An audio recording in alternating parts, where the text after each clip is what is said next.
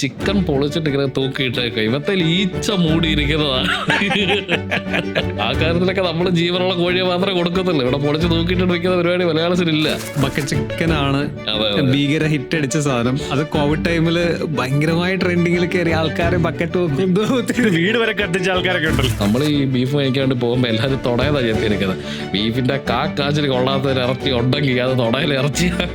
Literally അപ്പി വെള്ളം. Oh my God, ആ ടോയ്ലറ്റിലെ വെള്ളം ലീക്കായ വെള്ളമാണ് പൈപ്പിൽ കൂടെ വരുന്നത്. ട്രാവലിംഗിൽ ചിക്കൻ ചാകും, കോഴി കുറച്ചാവും. 110 രൂപ ചിക്കന്റെ വിലയെങ്കിൽ 15-20 രൂപ കൊടുത്ത ഒരു കോഴിയെ കിട്ടും. ചത്ത കോഴിയുടെ 6 hours ആണ് ഒരു ഷവർമയുടെ ടൈം എന്ന് പറയുന്നത്. 6 മണിക്കൂർ കഴിഞ്ഞ ഉടനെ ഷവർമ അവിടെ ക്ലോസ് ചെയ്തോണം. മീറ്റ്, ലീവ്സ്, ചീസ്, ബ്രെഡ്, അങ്ങനെ കുറെ സാധനങ്ങൾ വരും. ഈ ഇത്ര സാധനങ്ങൾ ഒന്നിച്ച് വെച്ച ഒരു ബർഗർ ആവും. അതിന് അൺഹെൽത്തി ആയിട്ടല്ലേ പറയുന്നത്. അതെ, അതെങ്ങനെ ശരിയാവും? അതെങ്ങനെ ശരിയാവും? But why? ഈ വീഗൻസ് പറയുന്നതൊന്നും ഒരു വിധത്തിലും അക്സെപ്റ്റ് ചെയ്യാൻ വേണ്ടിയിട്ട് പറ്റുന്ന കാര്യമല്ല. പച്ചക്കറിക്ക് ജീവനില്ല. ഈ ഒരു ഇഡ്ഡലിക്കകത്തായിട്ട് 3.5 ലക്ഷം ബാക്ടീരിയസ് ഉണ്ടെന്ന് പറഞ്ഞു. ഈ ബാക്ടീരിയസ് ഫാമിലിയും പിള്ളേരും ഇവർക്ക് കൊച്ചുകളൊക്കെ ഉള്ളതല്ലേ ബാക്ടീരിയസിന്. അതുങ്ങളെ കൊല്ലുന്നതിന് ഒരു കുഴപ്പമില്ല. ഈ ഇച്ചിരി വലിപ്പമുള്ളവരെ കൊല്ലുമ്പോഴത്തേക്കാടി പ്രശ്നം പെടുമ്പോൾ ചിലരിരുന്ന് വെച്ച് കിട്ടുന്നതാണ്. നിങ്ങൾക്ക് മുട്ടയുടെ ഉണ്ണി കഴിച്ചാൽ ഒന്നും സംഭവിക്കത്തില്ല, ധൈര്യമായിട്ട് കഴിച്ചോളാം എന്നൊക്കെ റീലിൽ പറയുന്ന കേൾക്കാം. മുട്ടയുടെ ഉണ്ണി തൊട്ടാ സ്പോട്ടിൽ ചത്തുപോകുന്ന ആളുകൾ വരെ ഉണ്ട്. ഈ അലോവേര ഇങ്ങനെ കട്ട് ചെയ്യുമ്പോഴത്തേക്ക് ആദ്യം കുറച്ചൊരു മഞ്ഞ കളറിലേക്ക് ഒരു സാധനം ഒഴിപ്പോ. ഹൈലി പോയിസണസ് ആണത്. ധോണിയൊക്കെ അവനെ പേര് വിളിച്ചിട്ട് അവര് ഡേ സ്വാമി റെഡിയാന്ന് ചോദിച്ചിട്ട് ധോണിക്കൊക്കെ ഫുഡ് ഉണ്ടാക്കി കൊടുക്കുമായിരുന്നു അവൻ. ഈ അടി മസ്റ്റാണ്. അത് എത്ര ഹൈറ്റിൽ അടിക്കാവോ അത്ര ഇതിൽ ചായ അടിച്ചെടുത്ത് കഴിഞ്ഞാൽ ഒരു പഴംപൊരിയൊക്കെ കൂട്ടി വൈകുന്നേരം കഴിക്കണം. മഴ കൂടെ ഉണ്ട്, അടിപൊളി. ബിരിയാണി എനിക്ക് ഏറ്റവും ഇഷ്ടപ്പെട്ടത് പൊട്ടക ബിരിയാണിയാണ്.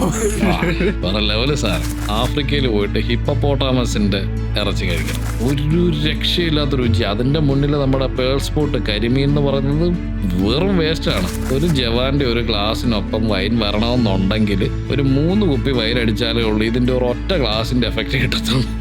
ടേബിളും ചെയറും എടുത്ത് വെച്ചിട്ട് അതിന്റെ അകവും പുറവും എല്ലാം തുടച്ച് ഇത്രയും വൃത്തിയിൽ കൊടുക്കുന്നത് അങ്ങ് ബൂർജ് അൽ അറബിൽ പോലും ഇല്ല, നമ്മുടെ സ്വന്തം ട്രിവാൻഡ്രത്ത്. ഇതിന്റെ പേര് ഞാൻ പറയത്തില്ല. കാര്യം എന്താണെന്ന് വെച്ചാൽ കലൊടക്കി സ്വാമി. അതിന്റെ ഉടക്കത്തില്ല സ്വാമി. കാര്യം 42 പോഡ്കാസ്റ്ററിന്റെ മറ്റൊരു എപ്പിസോഡിലേക്ക് നിങ്ങൾക്ക് എല്ലാവർക്കും സ്വാഗതം.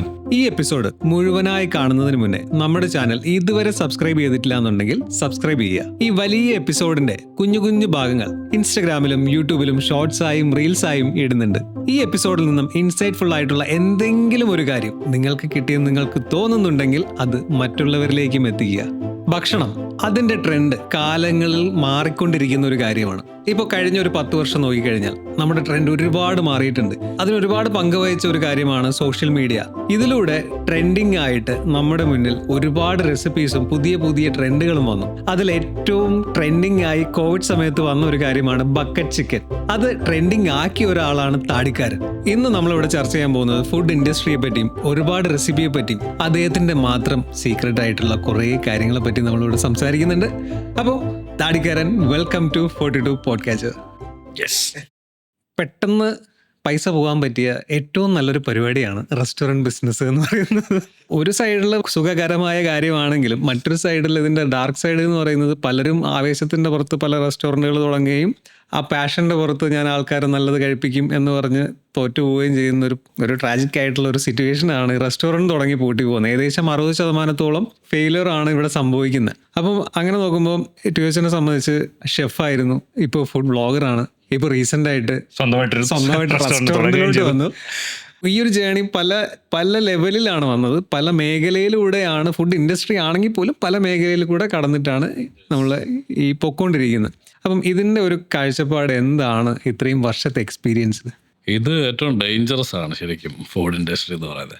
കാര്യം ആളുടെ ജീവൻ വെച്ചാണ് കളിക്കുന്നത്. നമ്മുടെ ഫുഡിനകത്ത് എന്നേലും ഒന്ന് പറ്റിയാൽ ആ ഹോട്ടലിൻ്റെ കാര്യം തീർന്ന് അതിൻ്റെ ഓണറുടെ കാര്യം മറ്റേ സ്റ്റാഫുകളെല്ലാം സർവൈവ് ചെയ്യും. അവരടുത്ത ഹോട്ടലിൽ കയറി അടുത്ത വർക്കിലൊക്കെ അവർ പോകും. ബട്ട് ഓണറുടെ കാര്യം അതോടൊപ്പം തീരുമാനമാകുക. അതൊരു വെരി ഹൈലി ഡേഞ്ചറസ് ബിസിനസ്സാണ്. ഇപ്പം നമ്മൾ വേറെ ഉള്ള ബിസിനസ്സുകൾ ഇത്രയും റിസ്ക് ഉള്ളത് വളരെ കുറവാണ് ബിസിനസ്സുകളിൽ വരുന്നത്. ഇപ്പം ഒരു ഗൺ ലൈസൻസ് എടുക്കാൻ ഇന്ത്യയിൽ ഇതിലും ഈസിയാണ്. 30+ സർട്ടിഫിക്കേഷൻസും കുറേ സംഭവങ്ങളും എല്ലാം ഉണ്ടെങ്കിൽ മാത്രമേ ഒരു റെസ്റ്റോറൻറ്റ് നമുക്ക് സ്റ്റാർട്ട് ചെയ്യാൻ തന്നെ പറ്റുള്ളൂ. അപ്പോൾ അത്രയും റിസ്ക് ഉണ്ട്. അതുപോലെ ഇതിൻ്റെ മറ്റൊരു സൈഡ് എന്ന് പറയുന്നത് FSSAIയുടെ കണക്കനുസരിച്ച് 2024 കേരളം ടോപ്പിൽ നിൽക്കുന്ന അത് ശരിക്കും കേരളം ടോപ്പ് തന്നെ. കാര്യം കേരളം വിട്ട് കഴിയുമ്പോൾ നമുക്കത് മനസ്സിലാകത്തുള്ളൂ. എക്സാക്ട്ലി. ഇപ്പൊ കേരളം വിട്ട് from the Tamil Nadu to Kashmir പോകുമ്പോഴത്തേക്ക് സ്റ്റാർ ഹോട്ടൽസ് എല്ലാം എല്ലായിടത്തും ഒരേ സ്റ്റാൻഡേർഡ് കീപ്പ് ചെയ്യും. അതിന്റെ താഴോട്ട് ഇറങ്ങി കഴിഞ്ഞാൽ കേരളം വിട്ടാൽ പോയി, പിന്നെ ഒരു രക്ഷയില്ല. ഒരു തവണ ഞങ്ങളിങ്ങനെ ഒരു സ്റ്റേറ്റിന്റെ പേര് പറയുന്നില്ല, ഇങ്ങനെ ട്രാവൽ ചെയ്ത് ഇങ്ങനെ വരിക.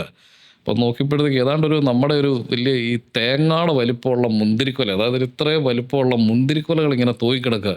അപ്പോൾ ഞാൻ പറഞ്ഞു വണ്ടി ചവിട്ടി, ഇത്രയും വലിപ്പമുള്ള മുന്തിരിക്കൊല ഞാൻ കണ്ടിട്ടില്ലെന്ന് പറഞ്ഞ് വണ്ടി ചവിട്ടി റിവേഴ്സ് ചെയ്ത് നോക്കുമ്പോഴത്തേക്ക് കാണുന്നത് ഈ ചിക്കൻ പൊളിച്ചിട്ട് ഇങ്ങനെ തൂക്കിയിട്ടേക്കുക. ഇവത്തെ ഈച്ച മൂടിയിരിക്കുന്നതാണ്. ആ കാര്യത്തിലൊക്കെ നമ്മൾ ജീവനുള്ള കോഴിയെ മാത്രമേ കൊടുക്കത്തുള്ളൂ. ഇവിടെ പൊളിച്ച് തൂക്കിയിട്ടിരിക്കുന്ന പരിപാടി മലയാളത്തിലില്ല.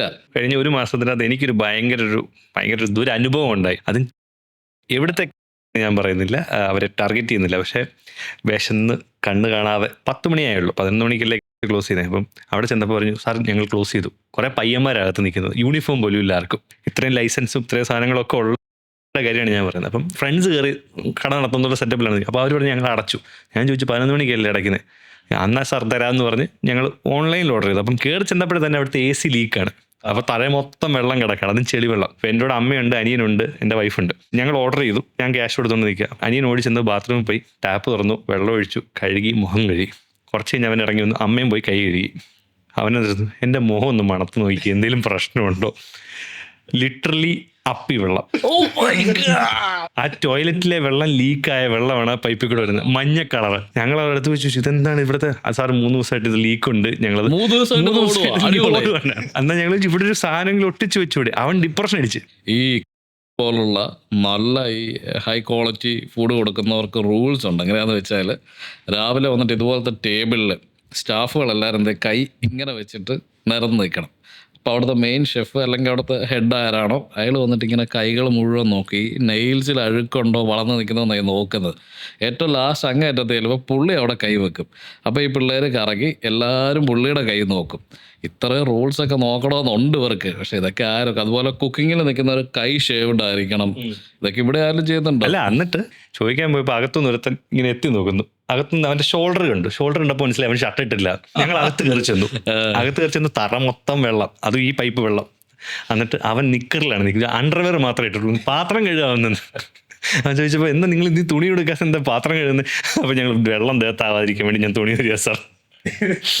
ഇത് പിന്നെ വേറെ കുറെ കാര്യങ്ങളും ഉണ്ട്. എന്നാന്നറിയാം, ഇപ്പം ഇത് ഫ്രാഞ്ചൈസി എടുത്തിരിക്കുന്ന ആൾക്ക് അത് നന്നായിട്ട് കൊണ്ടുപോകണമെന്നുണ്ട്. പക്ഷെ കേരളത്തിൽ ഈ ആളെ കിട്ടാൻ, പണിക്കാരെ കിട്ടാൻ ഭയങ്കരമായ ബുദ്ധിമുട്ടാണ്. നിൽക്കുന്ന പയ്യന്മാരോടൊക്കെ നമ്മൾ ഒരു വാക്കൊന്ന് കടുപ്പിച്ച് പറഞ്ഞാൽ അന്നേരം സ്ഥലം വിട്ട് പോവും. സസ്റ്റെയിൻ ചെയ്യുന്ന ഒരു പരിപാടിയില്ല. അതുകൊണ്ട് ഉള്ളവരെയൊക്കെ വെച്ച് ഓടിച്ച് നല്ല പാടാണ്. പിന്നെ ഈ ഇപ്പോഴത്തെ സാധനങ്ങളുടെ വില അറിയാമല്ലോ, ലാഭങ്ങളൊക്കെ വളരെ കുറവായിരുന്നു കിട്ടുന്നത്. അതുകൊണ്ട് ഇവിടുത്തെ നിയമങ്ങളൊക്കെ കുറച്ചുകൂടി അത് അനുകൂലമായാൽ സോഫ്റ്റായിട്ട് കാര്യങ്ങൾ നടത്താൻ പറ്റും. ഇതില് ലാഭത്തിന്റെ കാര്യം പറഞ്ഞപ്പോൾ നമുക്ക് ഈ കോസ്റ്റ് സ്ട്രക്ചർ ഉണ്ടല്ലോ, അതായത് ഇപ്പം ഇത്ര പെർസെൻറ്റേജ് അങ്ങനെ ഒരു കണക്ക് നമുക്കിവിടെ സെറ്റ് ചെയ്തിട്ടുണ്ട്. ഒരു മിനിമം ഇത്ര പെർസെൻറ്റേജ്, അതായത് 15 to 20% നമുക്കൊരു പ്രോഫിറ്റബിൾ ആകണം ബാക്കി എല്ലാ കോസ്റ്റും കഴിഞ്ഞിട്ട് എന്നുള്ളത്. അതിൻ്റെ മെറ്റീരിയൽ കോസ്റ്റിൽ 25%, റെൻറ്റ് 20%, യൂട്ടിലിറ്റീസ് 10%, അങ്ങനെ പല കണക്കുകളും വെച്ചിട്ടാണ് ഒരു റെസ്റ്റോറൻറ്റിൻ്റെ ഒരു സ്റ്റാൻഡർഡൈസ് ചെയ്തിരിക്കുന്നത്. ഈ ഒരു രീതിയിലായിരിക്കണം റൺ ചെയ്യേണ്ടത്, എന്നാൽ മാത്രമേ അത് പ്രോഫിറ്റബിൾ ആയിട്ട് മാറൂ എന്നുള്ളതാണ് ഒരു കണക്ക്. ഇപ്പോൾ റെസ്റ്റോറൻറ്റ് നടത്തുന്നുണ്ടല്ലോ. അപ്പോൾ ആ ഒരു രീതിയിൽ നോക്കുമ്പോൾ ഇതെല്ലാം നമുക്ക് അച്ചീവ് ചെയ്യാൻ പറ്റുന്ന കാര്യങ്ങളാണോ അതോ സ്ട്രഗിളിംഗ് ആണോ അതിലേക്ക് എത്താനായിട്ട്? അതായത് തമിഴ്നാട്ടിൽ അതിന് ഇപ്പോൾ ഒന്നുമല്ല, 100 കണക്കിന് വർഷമായിട്ട് അവർ വെക്കുന്ന ഒരു തിയറി ഉണ്ട്. അതായത് നമ്മുടെ 2 ദിവസത്തെ സെയിൽസ് കൊണ്ട് സ്റ്റാഫിൻ്റെ സാലറിയും റെൻറ്റും കറണ്ട് ബില്ലും വാട്ടർ ബില്ലും കൊടുക്കാൻ പറ്റുമെങ്കിൽ ബാക്കി 28 days എന്ന് പറയുന്നത് ഓക്കെയാണ്, ആ ബിസിനസ് സക്സസ് ആണ്. ഈ 2 ദിവസം കൊണ്ട് ഇത് കൊടുക്കാൻ പറ്റുന്നുണ്ടെങ്കിൽ വേറെ ഒരു കണക്കും ഡീറ്റെയിൽ ആയിട്ട് എടുക്കേണ്ട കാര്യമില്ല. ഹോട്ടൽ നടന്നോളും, വലിയ ലാഭമില്ല പോലും നടന്നോളും.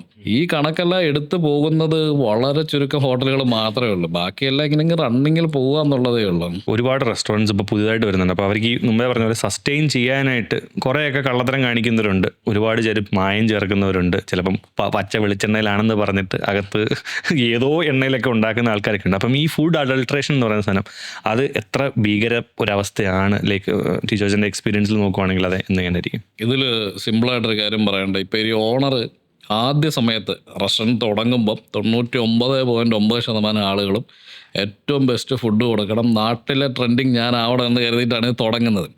തുടങ്ങി കഴിയുമ്പോൾ ഈ എക്സ്പെൻസ് നമ്മുടെ ഇൻകത്തിനേക്കാളും ഭയങ്കര കൂടുതലായി പോയി കഴിയുമ്പോഴത്തേക്ക് പിന്നെ കോസ്റ്റ് കട്ടിങ്ങിനെ കുറിച്ച് ചിന്തിക്കും. അങ്ങനെ ചിന്തിച്ച് അതൊരു വൈൽഡർ ലെവലിലേക്ക് മാറും. അന്നേരം ഈ മാർക്കറ്റിൽ നമ്മൾ രാവിലെ പച്ചക്കറി മാർക്കറ്റിൽ ചെന്ന ഒരു സംഭവമുണ്ട്, പൂള് വെട്ട് എന്നൊക്കെ പേരിൽ അറിയപ്പെടുന്നൊരു സാധനമുണ്ട്. എന്താണെന്ന് വെച്ചാൽ ഒരു വെജിറ്റബിൾ, ഇപ്പോൾ ഒരു മത്തങ്ങയാണെങ്കിൽ അതിൻ്റെ ഒരു സൈഡ് ചീഞ്ഞ് പുഴു വരിച്ച് കിടക്കുകയെന്ന് വിചാരിക്കുക, അതിനിങ്ങനെ പൂളിയിട്ട് ബാക്കി ഭാഗം ഉണ്ടല്ലോ, അങ്ങനെ എല്ലാ വെജിറ്റബിൾസിൻ്റെ ബാക്കി ഭാഗങ്ങൾ എടുത്ത് വെക്കുന്നതുണ്ട്. ഇത് നമ്മൾ വീട്ടിൽ ചെയ്യുന്ന കാര്യം അത്ര വർഷമുള്ളതല്ല. ഈ സാധനങ്ങൾ എടുത്താൽ ഏതാണ്ടൊരു 1/3 പ്രൈസിൽ ഈ സാധനം കിട്ടും. അവിടെ കോസ്റ്റ് കട്ടിങ് നോക്കും. ഇനി കുറച്ചുകൂടെ വൈൽഡറായിട്ട് പോവുകയാണെങ്കിൽ ട്രാവലിങ്ങിൽ ചിക്കൻ ചാകും, കോഴി കുറച്ചാവും. ഈ ചത്ത കോഴി എടുത്താൽ, അതായത് 110 രൂപ ചിക്കൻ്റെ വിലയെങ്കിൽ 15-20 രൂപ കൊടുത്ത ഒരു കോഴിയെ കിട്ടും, ചത്ത കോഴിയുടെ. അങ്ങനത്തെ പടികളിലോട്ടൊക്കെ പയ്യെ ആളുകൾ ഇറങ്ങും. അങ്ങനെ ഇറങ്ങുമ്പോഴാണ് ഇത് ഈ പ്രശ്നത്തിലേക്ക് മാറുന്നത്. പിന്നെ ശരിക്കും ഈ ഫുഡ് പോയ്സൺ ഉണ്ടാകുന്ന സംഭവം ഇങ്ങനത്തെ കാര്യങ്ങളിലല്ല വരുന്നത്. ഫുഡ് പോയ്സൺ, ഞാനും ഒരു മൈക്രോബയോളജിസ്റ്റോട് ഒരു തവണ ഒരു TV ഇൻ്റർവ്യൂവിന് ഇരുന്നപ്പോഴത്തേക്ക് പുള്ളിക്കാരി കുറേ കാര്യങ്ങൾ പറഞ്ഞു. അതായത് ഈ ഫുഡ് പോയ്സൺ എന്ന് പറയുമ്പോൾ നമ്മൾ മിക്കവാറും വിചാരിക്കുന്നത് മോശം ഫുഡെന്നോ പഴയ ഫുഡെന്നോ ഒക്കെയാണ് നമ്മുടെ മനസ്സിൽ കിടക്കുന്നത്. പക്ഷേ ദ റിയൽ റീസൺ എന്ന് പറയുന്നത് വൈറസ് ആൻഡ് ബാക്ടീരിയാസ് ആണ്. ഈ സാധനം ബെസ്റ്റ് ഫുഡിലൂടെ വരും, മോശം ഫുഡിലൂടെ വരും, അല്ലാതെ മറ്റ് പല കാരണങ്ങളിലൂടെ വരാം. അഡൽട്രേഷന്റെ കാര്യം പറയുമ്പോഴേ ഈസി ആയിട്ട് നമുക്ക് ഐഡന്റിഫൈ ചെയ്യാൻ പറ്റുന്ന കോമൺ ആയിട്ടുള്ള ഒരു ഐറ്റം എടുക്കുകയാണെങ്കിൽ അതിൽ പെട്ടെന്ന് കണ്ടുപിടിക്കാൻ പറ്റുന്ന എന്തെങ്കിലും ഉണ്ടോ? ഇപ്പം നമുക്ക് റൈസ്, പൊറോട്ട, ഇങ്ങനെ മസാല അധികം ഇട്ട് മൂടാത്ത സാധനങ്ങൾ പെട്ടെന്ന് പിടികിട്ടും. നമ്മുടെ ഇപ്പോൾ കറികൾ അറിയാമല്ലോ, ചിക്കൻ ആണെങ്കിലും ബീഫാണെങ്കിലും മസാല കവർ ചെയ്തിട്ടൊരു തരിയെ അതിൻ്റെ മീറ്റിൻ്റെ ഫ്ലേവർ നമുക്ക് കിട്ടുന്നുള്ളൂ. ഇതിനകത്ത് നിന്ന് ഇത് എത്രമാത്രം പോയതാണ്, എത്രമാത്രം നല്ലതെന്നൊക്കെ കണ്ടുപിടിക്കുക എന്നുള്ള അത്രമാത്രം നാവുമായിട്ടുള്ളൊരു കണക്ഷനുള്ള ആളുകൾക്കേ പറ്റത്തുള്ളൂ. ബാക്കി 90% ആളുകൾക്ക് ഇത് പിടികിട്ടത്തില്ല. അധികം മസാല ഇല്ലാത്ത ഐറ്റങ്ങൾ നമ്മളൊന്ന് ശ്രദ്ധിച്ചാൽ പിടികിട്ടും. മസാല ഇട്ട് മൂടിക്കഴിഞ്ഞാൽ വലിയ കാര്യങ്ങൾ നടക്കത്തില്ല, അതൊക്കെ മൂടിപ്പോവും. പിന്നെ പെട്ടെന്ന് നമുക്ക് ഐഡൻറ്റിഫൈ ചെയ്യാൻ പറ്റുന്നത് ഇതിലാണ്. ജ്യൂസുകളിലൊക്കെ നമുക്ക് വായി വെക്കുമ്പോഴേ അത് ഏതൊരാൾക്കും പെട്ടെന്ന് പിടികിട്ടും. അതായത് ഇപ്പോൾ ഒരു പപ്പായ പകുതി ഈഞ്ഞതിൻ്റെ ചെത്തിക്കളഞ്ഞ ബാക്കി ഭാഗം കൊണ്ട് അടിച്ചാലും മോശം രുചി അതിനകത്ത് നമുക്ക് കൃത്യമായിട്ട് മനസ്സിലാവും. ഈ മയണൈസിൽ ചിലയിടത്ത് ഇതുപോലെ മായം കലർത്തുന്ന സ്ഥലങ്ങൾ പരിപാടിയുണ്ട്. ആ ഒരു കാര്യത്തിൽ ഞങ്ങൾ കയ്യിൽ നിന്ന് ഒത്തിരി കാശ് ഞങ്ങൾ പോകുന്നുണ്ട്. മേയോയ്ക്ക് വേണ്ടിയിട്ട് ഞങ്ങൾ എഗ്ഗ് യൂസ് ചെയ്തില്ല, എഗ് പൗഡറാണ് യൂസ് ചെയ്യുന്നത്. ചുമ്മാ ഗൂഗിൾ എടുത്ത് എഗ് പൗഡറിൻ്റെ വില വെച്ച് നോക്കിയാൽ മുട്ടയുടെ 10 ഇരട്ടിയെങ്കിലും വില കൊടുക്കണം. 10 അല്ല, അതിൻ്റെ മേളിൽ വില കൊടുക്കണം. എഗ് പൗഡർ വെച്ച് അടിച്ചെടുത്ത് കഴിഞ്ഞാൽ എഗ്ഗ് ഇരിക്കുന്നേക്കാളും ഒരു 3 ടൈം കൂടുതൽ. അതായത് എഗ്ഗ് വെച്ചുണ്ടാക്കുന്ന മയോ 5 മണിക്കൂർ ഇരിക്കുന്നെങ്കിൽ ഇത് 15 മണിക്കൂർ വരെ ഇരിക്കും. 15 മണിക്കൂർ ഒരിക്കലും വെക്കരുത്, 5 മണിക്കൂറേ വെക്കാവുള്ളൂ. ഞാൻ ഇത് പറഞ്ഞതുള്ളതേ ഉള്ളൂ. അപ്പം ഈ എഗ് പൗഡർ വെച്ച് മയോ ഉണ്ടാക്കിയാൽ വളരെ നല്ലതാണ്. പക്ഷേ പല ആളുകളും ചെയ്യുന്നത് ഈ മുട്ട എടുക്കുന്നതെന്ന് മാത്രമല്ല, ഈ ഒരു ട്രേക്കകത്ത് ഇപ്പം 30 മുട്ട വന്നുകൊണ്ടിരിക്കുക. ഇവൻ വർത്താനം പറഞ്ഞുകൊണ്ടിരുന്ന ഓരോ മുട്ട എടുത്ത് പൊട്ടിക്കുന്ന, അവിടെ സംസാരിക്കുന്നത്, ഇവിടെ സംസാരിക്കുന്നത്, ഇതിൻ്റെ അകത്ത് ഒരു മുട്ടയായിരിക്കും ചീമുട്ട. അത് അവനും കണ്ടിട്ടുണ്ടാകത്തില്ല, ആരും കണ്ടിട്ടില്ല. ഇത് അടിച്ച് വരുമ്പോഴത്തേക്ക് കുഴപ്പമില്ല. പക്ഷേ ഇത് ഈ മറ്റേ മൈക്രോബയോളജിസ്റ്റ് പറഞ്ഞ പോലെ ആ ഒരു മുട്ട എന്നായിരിക്കും ഇതിനകത്ത് ഈ ബാക്ടീരിയാസ് കയറിയിട്ടുണ്ടാകുക. അതൊരു രുചിയിൽ നമുക്ക് കിട്ടുകയില്ല. ഒരൊറ്റ ചീമുട്ട അതിനകത്ത് ഉണ്ടെങ്കിൽ മതി. അങ്ങനെ മയോ ഭയങ്കര ഡേഞ്ചറസ്. പിന്നെ ഈ മയോ കൊണ്ട് ഉണ്ടാക്കുന്ന എല്ലാ സാധനവും, ഇപ്പം ഈ ഷവർമ എന്ന് പറയുന്ന സാധനം കഴിച്ച ആൾക്കാർ മരിക്കുന്ന, അത് ഷവർമയുടെ കറക്റ്റ് ടൈം എന്ന് പറഞ്ഞാൽ 6 hours ആണ് ഒരു ഷവർമയുടെ ടൈം എന്ന് പറയുന്നത്. അതായത് വൈകുന്നേരം നമ്മളൊരു 3-4 മണിയുടെ ഇടയ്ക്കാണ് ഷവർമ കയറ്റുന്നത്. കയറ്റിക്കഴിഞ്ഞാൽ 6 മണിക്കൂർ കഴിഞ്ഞ ഉടനെ ഷവർമ അവിടെ ക്ലോസ് ചെയ്തോണം. 5 മണിക്കൂർ കഴിഞ്ഞാൽ പിന്നെ ഷവർമ നമ്മൾ പാഴ്സൽ കൊടുക്കാൻ പാടില്ല. ഡൈനിങ് അവിടെ നിന്ന് കഴിക്കാം. കാര്യം ഈ പാഴ്സൽ കൊണ്ടുപോകുന്നവൻ ഒരു പക്ഷേ 2-3 മണിക്കൂർ കഴിച്ചിട്ടേക്ക്, ഇല്ലെങ്കിൽ അവർ ഫ്രിഡ്ജ് വെച്ചിട്ട് പിറ്റേ ദിവസം ചൂടാക്കി കഴിക്കാം. അപ്പോഴും പ്രശ്നം ഉണ്ടായാലും നമ്മുടെ തലയ്ക്കേ വരത്തുള്ളൂ, ഹോട്ടലിൻ്റെ തലയ്ക്കേ വരത്തുള്ളൂ. സോ ഈ ഷവർമ എന്ന് പറയുന്ന സാധനം 6 hours കഴിച്ചാൽ അത് എഗ് പൗഡർ ഇട്ടുണ്ടാക്കിയ മയോ ആണെങ്കിലും മറ്റേ കെമിക്കൽ മയോ ആണെങ്കിലും ഏത് മയോ ആണെങ്കിലും ഷവർമ 6 hours പോയിട്ടുണ്ട്, പണി പാടും. ഞാനൊരു 8 മണിയാകുമ്പോൾ തന്നെ നമ്മുടെ റെസ്റ്റോറൻറ്റിൽ ചെന്നേച്ച് ഇച്ചിരി തന്നെ നോക്കട്ടെ, രുചി നോക്കിക്കൊണ്ടിരിക്കും. ഇത് പോയിട്ടുണ്ടോ ഇല്ലയോ നമുക്ക് ഉറപ്പിച്ച് പറയാൻ പറ്റത്തില്ല. കാര്യം ഈ ചിക്കൻ ഇത്രയും കയറി നിൽക്കുന്നതിനകത്ത് ഇടയ്ക്കകത്ത് ഒരെണ്ണത്തിനകത്ത് ഫോൾട്ട് മതി പ്രശ്നമാകാൻ വേണ്ടിയിട്ട്. ഈ മൊത്തത്തോടെ എന്തെങ്കിലും പ്രശ്നം ഉണ്ടാക്കണമെന്ന് ഒരു ഹോട്ടൽ ഓണേഴ്സും ആഗ്രഹിക്കുന്നില്ല. ഇവർ പോലും അറിയാതെ ഇടയ്ക്ക് ഒരു ചെറിയ സംഭവം ഇരുന്നാൽ മതി, അകത്തു നിന്നായിരിക്കും ഈ മൊത്തം പ്രശ്നം ഉണ്ടാകുന്നത്.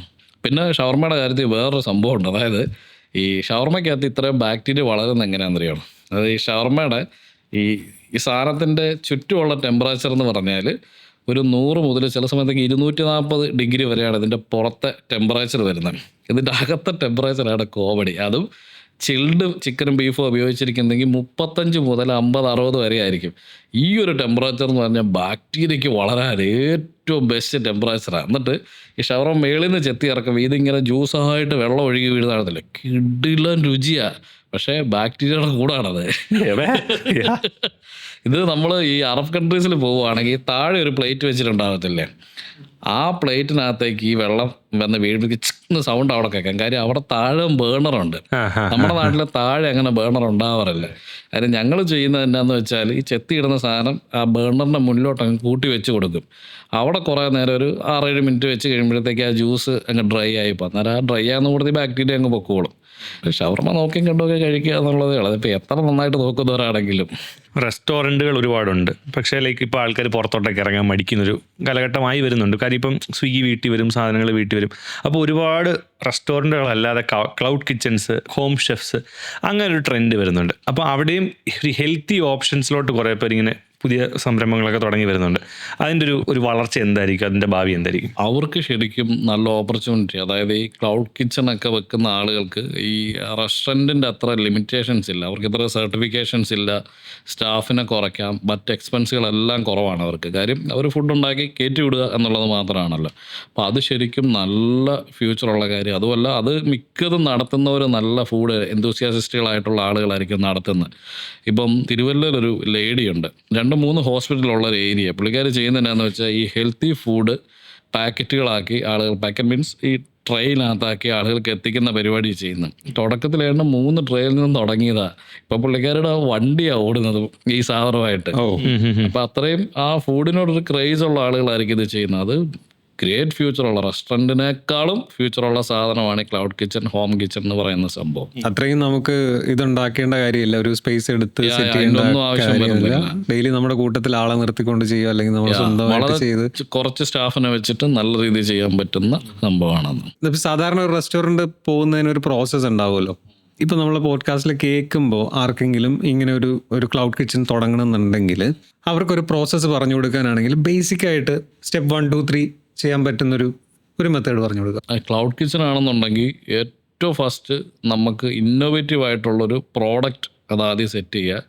മാർക്കറ്റ് ഇന്നത്തെ കാലത്ത് അധികം പോയി കണ്ടുപിടിക്കേണ്ട കാര്യമില്ല. നമ്മുടെ ഇന്നോവേറ്റീവ് ആയിട്ടുള്ളൊരു പ്രോഡക്റ്റ്, ഐ മീൻ ഫുഡിൽ തന്നെ നമ്മുടെ ഒരു ഐറ്റം അത്ര ആളുകൾ ആഗ്രഹിക്കുന്ന ഒരു സാധനമാണെങ്കിൽ മാർക്കറ്റ് ഇവിടെ ഉണ്ട്, മാർക്കറ്റ് തപ്പി ആരും പോകേണ്ട കാര്യമില്ല. ഇത് ഒന്ന് റെഡിയാക്കിയതിന് ശേഷം നല്ല വൃത്തിയുള്ളൊരു എൻവയോൺമെൻറ്റിൽ ഇത് കുക്ക് ചെയ്യാനുള്ള ഒരു ഇടം ഉണ്ടാക്കുക, സ്റ്റാഫിനെ നോക്കുക, ഫുഡ് സേഫ്റ്റി ലൈസൻസ് എടുക്കുക, പിന്നെ 1-2 ഈ ഗ്യാസ് അത് അതിൻ്റെ വളരെ ചുരുക്കം, മൊത്തം ഒരു 5-6 പേപ്പറിനകത്ത് പേപ്പർ ഡോക്യുമെൻറ്റ്സ് നിൽക്കും. അതിനുശേഷം ഈ സ്വിഗ്ഗി വഴി സൊമാറ്റോയും പിന്നെ കുറച്ച് സോഷ്യൽ മീഡിയ ഉപയോഗിച്ച് കഴിഞ്ഞാൽ ഈ സംഭവം വളരെ സ്മൂത്തായിട്ട് റണ്ണാവും. ബട്ട് ഇതിൻ്റെ ഒരു കാര്യം എന്താണെന്ന് വെച്ചാൽ സോഷ്യൽ മീഡിയക്കാളൊക്കെ ഉപരി മൗത്ത് പബ്ലിസിറ്റി ആയിരിക്കും. അപ്പോൾ ഏറ്റവും ബെസ്റ്റ് നമുക്ക് കൊടുക്കാൻ പറ്റിയ ആളുകൾ അത്ര നമ്മളെക്കുറിച്ച് പറയും. അല്ലെന്നുണ്ടെങ്കിൽ പൊട്ടിക്കെട്ടി പോകത്തേ ഉള്ളൂ. ക്യാമ്പ് സെറ്റർ എന്ന് പറഞ്ഞ ചാനലില് ബക്കറ്റ് ചിക്കൻ ആണ് ഭീകര ഹിറ്റ് അടിച്ച സാധനം. അത് കോവിഡ് ടൈമില് ഭയങ്കരമായ ട്രെൻഡിങ്ങിൽ കയറി ആൾക്കാര് ബക്കറ്റ് വെക്കുന്നു, വീട് വരെ കത്തിച്ച ആൾക്കാരൊക്കെ ഉണ്ടല്ലോ, തീ കൊളുത്തുന്നു. മറ്റേ ഏതോ ഒരു സിനിമയില് പിള്ളേരെല്ലാരും കൂടിയിട്ട് നെസ്ലനും ടീമൊക്കെ വന്നിട്ട് ഞാനൊരു തവണ ട്രൈ ചെയ്തായിരുന്നു. അതുപോലെ അതൊരു ട്രെൻഡിങ് സാധനമായിരുന്നു. ഇതുപോലെ പുതിയ ട്രെൻഡിങ് ഐറ്റംസ് സ്വന്തമായിട്ട് എക്സ്പെരിമെന്റ് ചെയ്തിട്ട് കൊണ്ടുവരുന്നതാണോ അതോ ലൈവ് എക്സ്പെരിമെന്റ്സ് ആണോ ഈ ഷെയർ ചെയ്ത് വിടുന്നത്? ഇത് നമുക്ക് ചെയ്ത് നോക്കിയിട്ട് ഞാൻ ഇതുവരെ ഒരു വീഡിയോ ചെയ്തിട്ടില്ല. നമ്മളിതൊരു ഐഡിയ മനസ്സിൽ കാണുമ്പോഴേ അതെങ്ങനെ വിഷ്വലൈസ് ചെയ്യും, അത് സോഷ്യൽ മീഡിയയിൽ എങ്ങനെ എത്തിക്കണം, അതിൻ്റെ രുചി എങ്ങനെ ഉണ്ടായിരിക്കും. അതായത് ഇപ്പം നമ്മളിപ്പോൾ ഒരു 5-6 മസാലയും ഒരു മീറ്റും കൂടെ നമ്മുടെ മൈൻഡിൽ ഇത്ര സാധനം മീറ്റും ഉണ്ടെങ്കിൽ അത് ഇന്ന ടെമ്പറേച്ചർ കുക്ക് ചെയ്യുമ്പോൾ ഇന്നതായിരിക്കും രുചിയെന്ന് ഞങ്ങൾക്ക് ഫുഡ് ഉണ്ടാക്കുന്നവർക്ക് വളരെ വ്യക്തമായിട്ട് അറിയാം. പിന്നെ ടെസ്റ്റ് അടിക്കേണ്ട കാര്യമൊന്നും വരുന്നൊന്നുമില്ല. അത് ലൈവ് തന്നെയാണ് വീഡിയോ പോകുന്നത്. ബക്കറ്റ് ചിക്കനൊക്കെ നമ്മുടേത് ചുമ്മാ ലൈവ് പോയത്. പക്ഷെ എൻ്റെ ശരിക്കും ബക്കറ്റ് ചിക്കനേക്കാളും ഒക്കെ ട്രെൻഡിങ് കയറി നോക്കിക്കഴിഞ്ഞാൽ കാണുന്നത് എൻ്റെ വൈൻ ഐറ്റംസ് ആണ്. അതൊക്കെ ക്രോർസിലാണ് അതിൻ്റെ എല്ലാം വ്യൂ കിടക്കുന്നത്. പക്ഷെ ഇപ്പോഴത്തെ ഒരു പ്രശ്നം എന്ന് വെച്ചാൽ MDMA ഒക്കെ കടത്തിയാലും വലിയ കുഴപ്പമൊന്നുമില്ല, വീട്ടിൽ ഇച്ചിരി വൈൻ ഇട്ട് കഴിഞ്ഞാൽ വലിയ പ്രശ്നമാണ്. ഓക്കെ, അപ്പോൾ ഞാൻ 2-3 കുക്കിംഗ് ടിപ്സ് ചോദിച്ചോട്ടെ. ഏറ്റവും ടെൻഡറായിട്ടുള്ള ചിക്കൻ, ഭയങ്കര സോഫ്റ്റ് ആയിട്ട് നല്ല ജ്യൂസി ആയിട്ട് ഉള്ളൊരു ചിക്കൻ നമുക്ക് ഏത് രീതിയിലാണ് ഉണ്ടാക്കിയെടുക്കാൻ പറ്റില്ല? ഒരു ഹെൽത്തി വേ പറഞ്ഞാൽ മതി. ഒത്തിരി മസാല കയറാത്ത, എന്നാൽ അൺഹെൽത്തി ആയിട്ട് ഒത്തിരി ഓയിൽ കയറാത്ത, സിമ്പിളായിട്ട് ഇപ്പോൾ ഉണ്ടായിട്ട് നോക്കി. കേൾക്കുമ്പോൾ വായിലുണ്ട്. ഏറ്റവും ബെസ്റ്റ് നമ്മൾ ഇഞ്ചെക്ട് ചെയ്യാതെ പറഞ്ഞാൽ മറ്റേ ഹോർമോൺ അങ്ങനത്തെ കാര്യങ്ങളല്ല പറയുന്നത്. വളരെ മൈൽഡായിട്ടുള്ള മസാല നന്നായിട്ട് വാട്ടർ മിക്സ് ചെയ്തെടുത്തേച്ച് ചിക്കനകത്തോട്ട് നല്ല മസാല കൂട്ട് എന്തൊക്കെ ഉൾപ്പെടുത്താം? അത് ഓരോരുത്തരുടെ ഫ്ലേവർ, അത് ഞാൻ പറഞ്ഞിരുന്നേ വെറുതെ. അതായത് മുളക്, മല്ലി പോലുള്ള കുത്തുന്ന സാധനങ്ങൾ ഒഴിവാക്കിയിട്ട് നമ്മുടെ റോസ്മേരി, ഗാർലിക്, ഈ ടൈപ്പുള്ള മൈൽഡായിട്ടുള്ള സാധനങ്ങളില്ലേ, ഒലിവ് ഓയിൽ, ഇതൊക്കെ ഇട്ടിട്ട് ഒരു മസാല അത് ഇഷ്ടമുള്ളത് ഉണ്ടാക്കുക. അതിന് ശേഷം ഇഞ്ചെക്ട് ചെയ്യുക. എന്നിട്ട് ഈ സാധനം എടുത്ത് എയർ ഫ്രയറിൽ വെക്കുവാണെങ്കിൽ അത്രയും സേഫായിട്ടും അത്രയും ഹെൽത്തി ആയിട്ടും വേറെ സാധനം കിട്ടത്തില്ല. എത്ര നേരം മാരിനേറ്റ് ചെയ്യണം ഈ മിക്സ് ചെയ്തിട്ട്? ഏറ്റവും ബെസ്റ്റ് മാരിനേഷൻ ചിക്കൻ്റെ കാര്യത്തിൽ ബെസ്റ്റ് മാരിനേഷൻ എന്ന് പറയുന്നത് ലൂസായിട്ട് മസാല അടിക്കുക. എന്നിട്ട് ഒരു പ്ലാസ്റ്റിക് കവർ എടുക്കുക, സിപ്പർ കവർ എടുക്കുക. ഈ ലൂസ് മസാലക്കകത്തോട്ട് ഈ ചിക്കൻ ഇറക്കി ഇടുക, സിപ്പ് അടയ്ക്കുക, ഫ്രിഡ്ജിൽ വെക്കുക. 24 hours കഴിഞ്ഞേച്ച് ഇതെടുത്ത് കുക്ക് ചെയ്യുക. ദാറ്റ് ഈസ് ദ ബെസ്റ്റ്, വേൾഡിൽ ബെസ്റ്റ് അതാണ്. അത് കഴിഞ്ഞിട്ട് ഏത് മസാലയും വരത്തുള്ളൂ. അത് നമ്മളിപ്പോൾ കുക്ക് ചെയ്യുകയാണെങ്കിലേ എത്ര നേരം അത് കുക്ക് ചെയ്യേണ്ടി വരും? അതൊരു വലിയ പ്രശ്നം എന്നാണെന്നറിയാം. ഒരു തവണ ഞങ്ങൾ ദുബൈയിൽ പോയി. അപ്പം ദുബൈയിൽ ക്യാമ്പിങ് സൈറ്റാണ്. അവിടെ ഞങ്ങൾ ചിക്കൻ എടുത്ത് ജസ്റ്റ് ഉത്തരട്ട് വെച്ചപ്പോൾ അവിടെയുള്ള ദുബൈയിലുള്ള ആൾ എടുത്തു ആയിന്ന് പറഞ്ഞു, ഇത് പച്ച ഇതായിട്ടില്ല. പക്ഷെ അവർ സമ്മതിക്കത്തില്ല. എടുത്തു നോക്കിയപ്പോൾ നല്ല വെന്ത് അടിപൊളിയായിട്ട് ഇരിക്കുന്നത്. നമ്മുടെ നാട്ടിൽ വേകുന്നതിൻ്റെ 1/3 ടൈം കൊണ്ട് അത് നല്ല അടിപൊളിയായിട്ട് വെന്ത് കിട്ടും. അതിൻ്റെ കാരണം എന്താണെന്ന് എനിക്കിപ്പോഴും അറിയത്തില്ല. പക്ഷെ അവിടെ ബെസ്റ്റ് ചിക്കൻ ആയിരിക്കാം, നമ്മുടെ മോശം ചിക്കൻ ആയിരിക്കാം, അല്ലെങ്കിൽ നമ്മുടേതായിരിക്കാം നല്ലത്, അവിടുത്തെ എന്തെങ്കിലും ആർട്ടിഫിഷ്യലി ചെയ്തതായിരിക്കാം. No idea. അവിടുത്തെ എന്തായാലും വളരെ ചുരുങ്ങിയ സമയം കൊണ്ട് റെഡി ആകുന്നുണ്ട്. നമ്മുടെ നല്ല ടൈം എടുക്കും. അതുപോലെ ബീഫിൻ്റെ ഒരു ഏറ്റവും ഇതുപോലെ തന്നെ നമുക്കിങ്ങനെ എടുക്കുമ്പോൾ ഇങ്ങനെ പിഞ്ച് വരുന്ന സാധനങ്ങളില്ലേ, മന്തിയിലൊക്കെ ഇരിക്കുന്ന ബീഫിന് ഏറ്റവും ബെസ്റ്റ് എന്ന് പറഞ്ഞാൽ ബീഫും ഗാർലിക്കും മാത്രം മതി. അത് നല്ല ടെൻഡറായിട്ട് ഏത് വിധത്തിൽ കുക്ക് ചെയ്യുക. ആ കുക്കിങ്ങിന് ഏറ്റവും ബെസ്റ്റ് നമ്മുടെ അഫ്ഗാനികളുടെ കുക്കറുണ്ട്. അതൊരു പ്രത്യേകതരം കുക്കറാണ്, ഒരു പ്രത്യേക ഷേപ്പാണ്. ഈ ഷേപ്പ് മാറുന്നതിനനുസരിച്ച് രുചി മാറിക്കൊണ്ടിരിക്കും. ഇതൊന്നും പറഞ്ഞ ആളുകൾ വിശ്വസിക്കത്തില്ല. അതായത് സിലിണ്ടറിൽ ഇരിക്കുന്ന കുക്കറും ഇങ്ങനെ പള്ള തള്ളിയിരിക്കുന്ന കുക്കറിനകത്തും രണ്ടും രുചിയാണ് വരുന്നത്. ഈ അഫ്ഗാനി കുക്കറിനകത്ത് വെറും ഗാർലിക്ക്, ഒരു ഇച്ചിരി ഏതെങ്കിലും ഓയിൽ ഏതെങ്കിലും ഇടുക, സോൾട്ട് ഇടുക, കഴിച്ച് കഴിഞ്ഞാൽ വേറെ ലെവലായിട്ട് ബീഫ് കിട്ടും. ഇങ്ങനെ പിടിച്ച ഇങ്ങനെ പഞ്ചി പോലെ വരുന്നത്. കുക്കിംഗ് ടൈം അല്ലെങ്കിൽ ഇതെങ്ങനെയാണ് ഇത് ചെയ്തെടുക്കുക? എത്ര ടൈം? ഇത് ഡിപ്പെൻഡ്സ് ഓൺ ദ ബീഫ്. അതായത് ടെൻഡർലോയിൻ ഒക്കെ ആണെന്നുണ്ടെങ്കിൽ നമുക്ക് 3 മിനിറ്റ് കൊണ്ട് വരെ റെഡിയാവും. പക്ഷേ ആ സമയത്ത് നമ്മുടെ തുടയുടെയൊക്കെ പീസ്, നമ്മൾ ഈ ബീഫ് കഴിക്കാൻ വേണ്ടി പോകുമ്പോൾ എല്ലാവരും തുടയതാണ് ചെത്തിയെടുക്കുന്നത്. ബീഫിൻ്റെ കാച്ചിൽ കൊള്ളാത്തൊരു ഇറച്ചി ഉണ്ടെങ്കിൽ അത് തുടയിലെ ഇറച്ചിയാണ്. ഏറ്റവും കട്ടിയുള്ളതും ഏറ്റവും രുചിയില്ലാത്ത ബീഫിൻ്റെ തുടയിലെ ഇറച്ചിയാണ്. പക്ഷെ കാണാൻ ഏറ്റവും ലുക്ക് അതാണ്. അത് നല്ല സമയമെടുക്കും. ആ സമയത്ത് ഈ വാരിയലിൻ്റെ ഇടയിലൂടെ ഒക്കെ വരുന്ന ഇറച്ചിയുണ്ട്. അത് കഴിഞ്ഞാൽ കുറേ വൈറ്റും ഒക്കെ ആയിട്ട് ഒരു മെന ഉണ്ടാകത്തില്ല കാണാൻ. പക്ഷേ അത് ഭയങ്കര അടിപൊളിയാണ്. ഞങ്ങളുടെ കോട്ടയംകാരുടെ ഏഷ്യാടെന്ന് പറയുന്ന കപ്പ ബിരിയാണി ഉണ്ടാക്കുന്നതിന് ഈ വാരിയലും ഇറച്ചിയും കൂടെ ഇട്ടിട്ടാണ് ഉണ്ടാക്കുന്നത്. അതാണ് ബീഫിലെ ഏറ്റവും ബെസ്റ്റ് സാധനം. അതിൻ്റെ റെസിപ്പി പറയാമോ? അതിൻ്റെ റെസിപ്പി തന്നെ നല്ല വാരിയലും ബീഫും കൂടെ വെട്ടിയിരിക്കുക. മല്ലി, മുളക്, മഞ്ഞൾ, കരിവേപ്പില, കുരുമുളക്, വെളിച്ചെണ്ണ, ഇത്ര സാധനം ഇട്ട് മിക്സ് ചെയ്ത് കറിയാക്കുക. നോർമൽ കറിയാക്കുക. കപ്പ 2ാമത് വെക്കുക. എന്നിട്ട് ഇത് രണ്ടും കൂടെ കൂട്ടി ഇളക്കിയിട്ട് മേളിൽ പച്ചമുളക് അരിഞ്ഞിടുക. പിന്നെ കുറച്ച് സവോള കൂടെ ഇട്ട് വേണമെങ്കിൽ താളിക്കുന്നതിനോട് എനിക്ക് താല്പര്യമില്ല. ഇത്ര മതി. സിമ്പിളായിട്ടുള്ള അടിപൊളി സാധനം കിട്ടും. അടിപൊളി. അത് ഓർത്തിട്ട് എനിക്ക് വായി വെള്ളം ടിജോച്ചൻ്റെ ചാനലിൽ കയറി നോക്കുകയാണെങ്കിൽ ഏറ്റവും കൂടുതൽ ബീഫ് ഐറ്റംസ് ആണ് അതിൻ്റെ അകത്തുള്ളത്. ഞാനൊരു കോട്ടയംകാരനാണ്. കോട്ടയത്തെ ബീഫ്, ആ തേങ്ങയൊക്കെ ഇട്ടുള്ള ബീഫിലെ, അപ്പം അത് എൻ്റെ ഫേവറേറ്റ് ആണത്.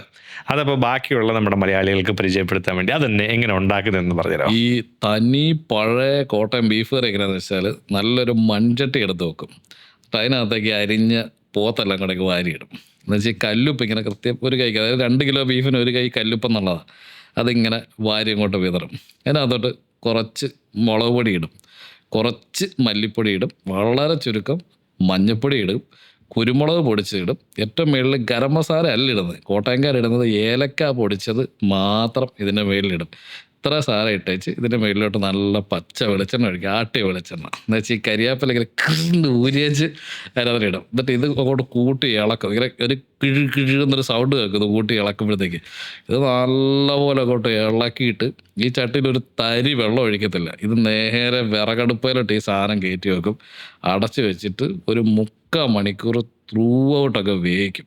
ഇതൊരു 1/2 മണിക്കൂർ കഴിയുമ്പോഴത്തേക്ക് ഒരു മണം ഇതിനകത്ത് പൊങ്ങും. ശരിക്കും നമ്മൾ ഈ നമ്മുടെ നോർമൽ എന്ന് പറഞ്ഞാൽ ഈ മസാലകളൊക്കെ വറുത്തൊക്കെ ഉണ്ടാക്കുന്നത്. ഇതിനൊന്നും ഒരു ആവശ്യമില്ല. ഈ സാധനം ഒരു 45 മിനിറ്റ് കൊണ്ട് നല്ല ഒന്നാന്തരം ബീഫ് കറി കിട്ടും. പിന്നെ ഏറ്റവും ലാസ്റ്റ് വേണമെങ്കിൽ തേങ്ങാക്കൊത്തോളം ചേർത്ത പൊളി. ഈ ബീഫ് സ്റ്റേക്ക് ഉണ്ടാക്കുകയാണെങ്കിലേ ആ അത് ഭയങ്കര സോഫ്റ്റ് ആയിട്ട് എങ്ങനെ ഉണ്ടാക്കിയെടുക്കാൻ പറ്റും? അതിന് ഏറ്റവും ബെസ്റ്റ് ഓസ്ട്രേലിയയിൽ നിന്ന് വരുന്ന ബീഫ് ഐറ്റംസ് ഉണ്ട്. അത് ഫ്രോസൺ അല്ലെങ്കിൽ ചിൽഡ് ഓസ്ട്രേലിയൻ അത് പറയുന്നത് ഏത് പാർട്ട് എടുക്കണം? മീൻസ് പല ടെൻഡർലോയിനാണ് സ്റ്റേക്കിന് ഏറ്റവും ബെസ്റ്റ്. പിന്നെ എൻ്റെ പേര് ഞാൻ പറഞ്ഞത്, അതായത് നമ്മുടെ നട്ടലിൻ്റെ അവിടെ നിന്ന് ഇങ്ങനെ വാരിയലിൽ പിരിയുന്നൊരു സാധനമുണ്ട്. എൻ്റെ പേര് ഇപ്പോൾ കറക്റ്റ് എനിക്ക് കിട്ടുന്നില്ല. ആ സാധനം ഇച്ചിരി കട്ടിയുണ്ടാകും, പക്ഷേ ടെൻഡർലോയിനേക്കാളും ടേസ്റ്റ് ഇതിനുണ്ടാകും. അതായത് കണ്ടിട്ടില്ല ഇങ്ങനെ ഒരു വാട്ടർ ഡ്രോപ്പിൻ്റെ ഷേപ്പും അവത്തേന്നൊരു എല്ലു ആയിട്ടിരിക്കുന്ന കണ്ടിട്ടില്ല. എക്സാക്ട്ലി അത് തന്നെ സാധനം. അതാണ് ശരിക്കും സ്റ്റേക്കിന് ഏറ്റവും ബെസ്റ്റ്. നമ്മൾ ഫോറിൻ കൺട്രീസിലൊക്കെ ചെന്നാൽ സ്റ്റേക്കായിട്ട് കിട്ടുന്നത് അതാണ് ഏറ്റവും കൂടുതൽ കിട്ടുന്നത്. ഇപ്പം ലുലുവിലൊക്കെ അത്യാവശ്യം കിട്ടി തുടങ്ങിയിട്ടുണ്ട് സംഭവം. അത് വാങ്ങിച്ച് സ്റ്റേക്ക് ഉണ്ടാക്കിയാൽ മതി. പിന്നെ സ്റ്റേക്കും ഈ ഷവർമ പോലെ അത്യാവശ്യം റിസ്ക് ഉള്ള സാധനം കേട്ടോ. അത് കറക്റ്റ്. ഇപ്പൊ സ്റ്റേക്കിന്റെ കാര്യം പറഞ്ഞപ്പോൾ സ്റ്റേക്ക് ഒരുപാട് പേർക്കൊരു പേടിയുണ്ട്. ഈ അകം പിങ്ക് കളറിൽ ഇരുന്ന് കഴിഞ്ഞാൽ കഴിച്ചു കഴിഞ്ഞാൽ ആള് തട്ടിപ്പോവോ അല്ലെങ്കിൽ അതിനകത്ത് വൈറസ് കാണുമോ. എൻ്റെ വീട്ടിലടക്കം അങ്ങനെ ഞാനൊരു തവണ കുക്ക് ചെയ്തപ്പോൾ ഇതെന്തോടെ വെന്തില്ല എടുത്തോണ്ട് പോടെ എന്ന് പറഞ്ഞ്, അപ്പം അതിൻ്റെ ഒരു മിസ്കൺസെപ്ഷൻ മാറാൻ അതിനെ ഒന്ന് കറക്റ്റ് ഒന്ന് എഡ്യൂക്കേറ്റ് ചെയ്യും എന്താണ് സംഭവം. അതിനാണ് ഞാൻ സേഫായിട്ട് ആദ്യം തന്നെ ഓസ്ട്രേലിയയിൽ നിന്ന് വരുന്ന ബീഫ് എടുക്കണമെന്ന് പറഞ്ഞത്. ഈ നമ്മുടെ നാട്ടിലെ പോത്തിനെ വെട്ടി ചായ്ക്കുന്ന തറയൊക്കെ ഒന്ന് കാണണം. അവിടെ ഇട്ട് വെട്ടിയ സാധനത്തിന് ഞാൻ എങ്ങനെ ഗ്യാരണ്ടി പറയും? അതിനകത്ത് ഇത് ഏതൊക്കെ വൈറസ് ഇതിനകത്ത് കയറിയിട്ടുണ്ടെന്ന് എനിക്കറിയാൻ പറ്റില്ല. അതുകൊണ്ട് ബീഫിൻ്റെ കാര്യത്തിൽ ഈ ഫ്രോസൺ തന്നെ വാങ്ങിച്ച് ഇതുപോലത്തെ ഈ അധികം കുക്ക് ചെയ്യാത്ത സാധനങ്ങളെല്ലാം മറ്റേ ഈ ഹൈ ഇതായിട്ട് ക്ലെൻനെസ്സിൽ ചെയ്യുന്ന സാധനം ഫ്രോസൺ വാങ്ങിച്ച് ചെയ്യുന്നത് നല്ലത്. നമ്മുടെ നാട്ടിലെ അറവുശാലകൾ നല്ലൊരു ശതമാനം ഇങ്ങനത്തെ വളരെ മോശം സിറ്റുവേഷനിലിട്ട് ചെയ്യുന്ന, അപ്പം അതിനകത്ത് ഏതൊക്കെ കയറുമെന്ന് നമുക്ക് ഒരു വിധത്തിലും ഉറപ്പ് പറയാൻ പറ്റത്തില്ല. ഷേക്ക് ഉണ്ടാക്കുന്ന ഒരു സാധനം പറഞ്ഞുതരാമോ? എങ്ങനെ സിമ്പിളായിട്ട് ഉണ്ടാക്കാം വീട്ടിൽ നമുക്ക്? വളരെ സിമ്പിളായിട്ട് ഷേക്ക് ഉണ്ടാക്കുന്നത് പറഞ്ഞാൽ ബട്ടർ ഇടുക, ഗാർലിക് ഇടുക, റോസ്മേരി ഇടുക. അതിനകത്തോട്ട് സ്റ്റേക്ക് എടുത്ത് വെക്കുക. സ്റ്റേക്ക് വെക്കുന്നതിന് മുമ്പ് ഈ സ്റ്റേക്കിലോട്ട് മറ്റേ ഇത് നമ്മുടെ കുരുമുളകും ഉപ്പ് കല്ലും കൂടെ ഇങ്ങനെ അടിച്ചടിച്ച് പിടിപ്പിക്കണം. എന്നുവെച്ചാൽ ഇതെടുത്തിടുക. ഒരു സൈഡ് 3 മിനിറ്റ് വെക്കുക, തിരിച്ചിട്ട് 3 മിനിറ്റ് വെക്കുക, 6 മിനിറ്റ് റെസ്റ്റ് കൊടുക്കുക, തട്ടുക. അത്രേ ഉള്ളൂ. കഴിഞ്ഞ ഒരു ഫുഡ് ബിസിനസ്സിൽ ഈ ഫ്രാഞ്ചൈസി മോഡൽസ് ഉണ്ട് ഒരുപാട്. ഇപ്പോൾ നമ്മൾ നേരത്തെ കാര്യം പറഞ്ഞ പോലെ ഒരുപാട് ഫോറിൻ ബ്രാൻഡ്സുകൾ ഇവിടെ ഇന്ത്യയിൽ വരുന്നുണ്ട്. അതുപോലെ ഇന്ത്യൻ ബ്രാൻഡ്സ് പുറത്തോട്ടും പോകുന്നുണ്ട്. അപ്പം ഈ ഒരു ഐറ്റം വെച്ചൊക്കെ ഹിറ്റായ ചില ബ്രാൻഡുകളുണ്ട്, മോമോസ് ഒക്കെ പോലെ. അപ്പം അതുപോലെ ഒരു ഫ്രാഞ്ചൈസ് മോഡലിനെ പറ്റി എന്താണ് ഒരു കാഴ്ചപ്പാട്? ഫ്രാഞ്ചൈസി ഇന്ത്യയിൽ നല്ല രീതിയിൽ സക്സസ് ആവും. ബിക്കോസ് ഫ്രാഞ്ചൈസി ബിസിനസ് റിസ്ക് കുറവാണ്. കാര്യം ഇവരെല്ലാം ജയൻസ് ആണ്. ഇവർ ഫിനാൻഷ്യലിയും പവറിലും എല്ലാം നല്ല ഹോൾഡുള്ള ആളുകളാണ്. സോ നമ്മളൊരു നോർമൽ റെസ്റ്റോറൻറ്റ് വരുമ്പോഴത്തേക്ക് ഈ ഫുഡ് സേഫ്റ്റി ഉൾപ്പെടെയുള്ള ആളുകൾ നമ്മുടെ അടുത്ത് കയറി ഇറങ്ങി നിരങ്ങും, ചുരുക്കം പറഞ്ഞാൽ. ബട്ട് നമ്മൾ ഇതുപോലത്തെ പല പവർഫുള്ളായിട്ടുള്ള ഒരു ബിസിനസ്സാണ് ചെയ്യുന്നെങ്കിൽ അതിനകത്ത് ഇടയ്ക്കും പിടയ്ക്കും ഒന്നും ആളൊന്നും കയറി വരത്തില്ല. അതൊക്കെ മേളിൽ നിന്ന് ഡീൽ ചെയ്യാൻ അവരുണ്ട്. സോ അതുകൊണ്ട് തന്നെ ഇന്ത്യക്കാർക്ക് പൊതുവെ ഫ്രാഞ്ചൈസി എടുക്കാൻ വളരെ ധൈര്യമാണ്, ഇഷ്ടമാണ് ഈ ഒരു കാരണം കൊണ്ട്. ഇത് ഫ്രാഞ്ചൈസി വരുന്ന പോലെ തന്നെ മറ്റൊരു സൈഡിൽ ട്രെൻഡിങ് ആയിട്ടുള്ള അല്ലെങ്കിൽ കയറി പോകുന്നതാണ് അൺഹെൽത്തി ആയിട്ടുള്ള അല്ലെങ്കിൽ ജങ്ക് ഫുഡ്സിൻ്റെ വരവും ഇതിൻ്റെ കൂട്ടത്തിൽ കൂടിയിട്ടുണ്ട്. അപ്പോൾ നമുക്കൊരു ഹെൽത്തി ഈറ്റിങ്ങിൻ്റെ കാര്യം പറയുവാണെങ്കിൽ സാധാരണ നമ്മുടെ നാട്ടിൽ അവൈലബിൾ ആയിട്ടുള്ള രീതിയിൽ ഇപ്പോൾ റീപ്ലേസ് ചെയ്ത് പറയുകയാണെങ്കിൽ ഇതിന് പകരം ഇത് വേണമെങ്കിൽ കഴിക്കാം. ഏകദേശം ജങ്ക് ഫുഡിൻ്റെ കാര്യം ആദ്യം ഞാൻ ഒന്ന് പറയട്ടെ. അതായത് നമ്മൾ ചുമ്മാ ഗൂഗിൾ എടുത്ത് വെച്ച് ഹെൽത്തി ഫുഡെന്ന് അടിക്കണം. എന്നാൽ അതിനകത്ത് ഇങ്ങനെ ലിസ്റ്റ് വരും. മീറ്റ്, ലീവ്സ്, ചീസ്, ബ്രെഡ്, അങ്ങനെ കുറേ സാധനങ്ങൾ വരും. ഈ ഇത്ര സാധനങ്ങൾ ഒന്നിച്ച് വെച്ചാൽ ഒരു ബർഗറാകും. അതിന് അൺഹെൽത്തി ആയിട്ടല്ലേ പറയുന്നത്. അതെങ്ങനെ ശരിയാവും? ഗൂഗിൾ ചെയ്ത് നോക്കിക്കോ, അങ്ങനെ തന്നെ പറയുന്നത്. ഇത് ഒന്നിച്ച് വെച്ചാൽ ഭയങ്കര അൺഹെൽത്തി ആണ്. ഇത് ഹെൽത്തി ഫുഡെന്ന് ചോദിച്ചാൽ ഈ സാധനങ്ങൾ തന്നെ നേരത്തെ വരികയും ചെയ്യുന്നത്. ഇത് മറ്റേ പണ്ട് ബർഗറിന് ടാക്സ് കൂട്ടിയ പോലെ, ചേട്ടാ ബണ്ണുണ്ടോ, കട്ട്ലേറ്റ് ഉണ്ടോ, അന്ന് ഒരുമിച്ച് വെച്ചതായിട്ട് മറ്റേ ടാക്സ് കൂടുതലല്ലേ. അതുപോലെ ഇതിൽ വേറൊരു ട്രെൻഡിങ് സാധനം ഈ അടുത്തായിട്ട് വന്നിട്ടുള്ളതാണ് ഈ വീഗൻ എന്ന് പറഞ്ഞിട്ടൊരു പരിപാടി. ചിലപ്പോൾ അത് ലോജിക്ക് ഉണ്ടായിരിക്കാം, പക്ഷെ നമുക്കത് അക്സെപ്റ്റ് ചെയ്യാൻ പറ്റാത്ത കാര്യങ്ങളായിരിക്കും അവർ പറയുന്നത്. അപ്പം വീഗൻ്റെ ഭാഗമായിട്ട് ഈ മീറ്റിനെയൊക്കെ മീറ്റ് അല്ലാതെ ഓൾട്ടർനേറ്റീവ് സാധനങ്ങൾ, മീറ്റ് പോലെ ടേസ്റ്റ് വരുന്ന എന്നാൽ മീറ്റ് അല്ലാത്ത മറ്റ് സാധനങ്ങളൊക്കെ കൊണ്ടുവന്നിട്ടുണ്ട്. ഇപ്പം ചില വീഗൻസ് പറയുന്നുണ്ട്, അതായത് ഇപ്പം നമ്മളൊരു ആനിമലിൻ്റെ ജീവനുള്ള ഒരു നടന്നു പോകുന്ന ഒരു കാട്ടിക്കൂടെ പോകുന്ന ഒരു മാനിൻ്റെയോ വല്ലതും ഒരു സിറിഞ്ച് ജസ്റ്റ് ഒന്ന് കുത്തിയേച്ച് ഒന്ന് റിട്ടേൺ എടുത്ത് കഴിഞ്ഞാൽ കുറച്ച് സെല്ല് കിട്ടും അതിനകത്ത്. ഈ സെല്ലിനെ ഡെവലപ്പ് ചെയ്ത് വലിയ ഒരു ഫുട്ബോൾ ഗ്രൗണ്ടിൻ്റെ വലുപ്പത്തിൽ വരെ ഇറച്ചി ഡെവലപ്പ് ചെയ്തെടുക്കും. പക്ഷേ ഇപ്പോഴത്തെ ഒരു കണ്ടീഷൻ ഡെവലപ്പ് ചെയ്യുന്നുണ്ട്. ഇപ്പോഴത്തെ കണ്ടീഷൻ അത് ഭയങ്കര എക്സ്പെൻസീവാണ്.